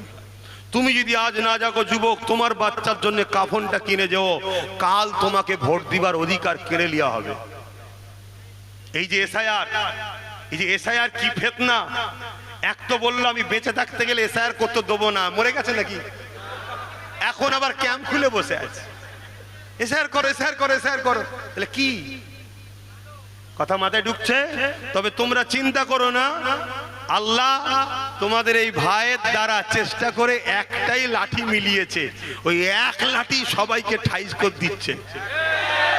ওই জন্যে দেখছো না, ওই জন্যে দেখছো না যে কারো পিছনে লেগে নেই, শুধু ওর পিছনে লেগে আছে। একের পর এক থানা বাড়াচ্ছে, একের পর এক গুন্ডা চেঞ্জ করছে, নতুন করে আর এক বেঈমানকে দিয়েছে। কত গুন্ডা চেঞ্জ করতে পারে করে যাক, অসুবিধে নেই আমাদের। অসুবিধা আছে নাকি? কারণ আমরা আল্লাহকে ভরসা করি, আর আমরা বিশ্বাস করি গরিব অসহায় মানুষরা তারা অন্যায়কে মেনে নেবে না। ঠিক তো নাকি? তাহলে আজকে সেই জায়গাতে ভেবে দেখো ভাই, এরপরও কিন্তু আমি অফার দিয়েছি কি, রাত্রিরে যখন পাহারা দেবো, ডাকাতকে যখন রুখবো, তুমি একা দেবে কেন? তোমার যদি 50 জন থাকে, আমার 5 জন থাকে না তোমার সাথে, তুমি ভেতরে ভেতরে কি সেটিং করছো ডাকাতের সাথে আমি বুঝতে পারছি না। তাহলে আমার বুঝতে অসুবিধা হচ্ছে। এই ধরুন আপনার ঘরে একে আমি খুব ভালোবাসি, একে দিয়ে উদাহরণ দিচ্ছি। আপনার ঘরে ধরুন একে পাহারা দিয়েছেন, এরপরও ঘরে শুধু চুরি হচ্ছে, তাহলে চোরের সঙ্গে সেটিং আছে না নাই? আমি জানি তুই সেটিং এর নয়, তারপরেও বলছি সেটিং আছে না নাই? তাহলে এই জায়গায় যদি আমি দাবি করি যে ঠিক আছে ভাই তুই পাহারা দিবি, তোর সাথে হাজী সাহেবও থাকবে, তো অসুবিধা আছে কোথায়? এ বলছে না না না না না ও হবে না, তাহলেই তো সন্দেহ হচ্ছে, ঠিক না বেঠিক? অতএব একে বলছি ক্ষমা চেয়ে ভাগিদারিতে আয়, আমাদেরকে হলে একসাথে পাহারা দেবো, ওকে রুখবো, ঠিক না বেঠিক? কিন্তু তুমি বলছো না আমি একা, তাহলেই তো সন্দেহ হচ্ছে। এই একা ছিলে বলেই তো আজকে বলে দিলে যে কেন্দ্র আইন মেনে নিলাম। যদি একসাথে হতাম, ভাগিদারিতে হতো, মানতে পারতো কেন? আমরা অমনি ধরতুম, তাহলে জোট ছেড়ে দেবো, ছেড়ে দিলে সরকার পড়ে যাবে। কথা মাথায় ঢুকছে যুবক? আল্লাহর হস্তে বোঝো আমার ভাইয়েরা, বোঝো, লুহা না হলে লুহা কাটা যায় না, মুফতি না হলে মুফতির ফতোয়ার বিরোধী করা যায় না।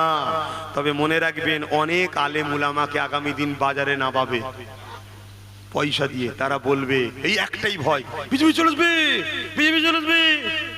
ইস্তার কি বাকি আছে? মসজিদ চলে গেল তো, কবরস্থান চলে গেল তো, সব তো শেষ, এখন আর কি হবে? গুগলে সার্চ করে দেখো না, বঙ্গ কি বাংলার কি বঙ্গ জমি ভূমির একটা কি অপশন আছে না, দেখো। হ্যাঁ, বাংলার ভূমি মেরে দেখো না, মসজিদের জমি দায়িত্ব কে? দেখো 1 নম্বর খতিয়ানও মিটে চলে গেছে, পশ্চিমবঙ্গ সরকারের দায়িত্ব। তাহলে আমার মসজিদের দায়িত্ব কে? পশ্চিমবঙ্গ সরকার। আর মন্দিরের দায়িত্ব কে? হিন্দু ভাইরা। গির্জার দায়িত্ব কে? খ্রিস্টান ভাইরা। কি বলে শিখ পাঞ্জাবিদের ধর্মস্থানের দায়িত্ব কে? তারা। আর মুসলমানদের দায়িত্ব সরকার কেন? তাহলে দোষ আমাদের, দোষ কাদের? আর আমরা এদেরকে বিশ্বাস করেছি, এরা বিশ্বাসঘাতক হয়েছে। তাহলে বারবার বিশ্বাসঘাতক আমাদের সঙ্গে হচ্ছে না, হয়নি? অতএব আজ থেকে আমাদের একটাই কথা, আমরা ডান বান লাল কালো বুলু সবুজ সাদা কিচ্ছু চিনি না, ভাগিদারিতে আসো। তাতে 10% হয় 10%, আমার ছেলে মালিক হবে, ঠিক তো নাকি? এই কথাই কারা একমত? একটু হাত তুলে সাক্ষী দেবেন। আবেগে নয় তো? এই আবেগে নয় তো? কথা বুঝছেন তো? আলহামদুলিল্লাহ। এই প্রচারটা আপনারা দায়িত্ব নেবেন না? প্রচারের দায়িত্ব নেবেন না? দেরিয়ে যখন গেছি আর কথা বলবো না, একটু দোয়া করে দেবো। দেরিয়ে কেউ কষ্ট পেলেন, কেউ ব্যথা পেলেন, আমি কিছু ভুল করছি, আচ্ছা বলুন তো, আমি জলসা করছি তো, এতে এত মানুষ জড়ো হয়েছে, কাউকে পয়সা দিয়ে নিয়েছি? আমাকে খরচ দেবেন না দেবেন না? জোরে বলুন। না দেবে। তো এই কাজটা নওশাদও তো করতে পারতো, তার কি দরকার ছিল এদিকে যাওয়া?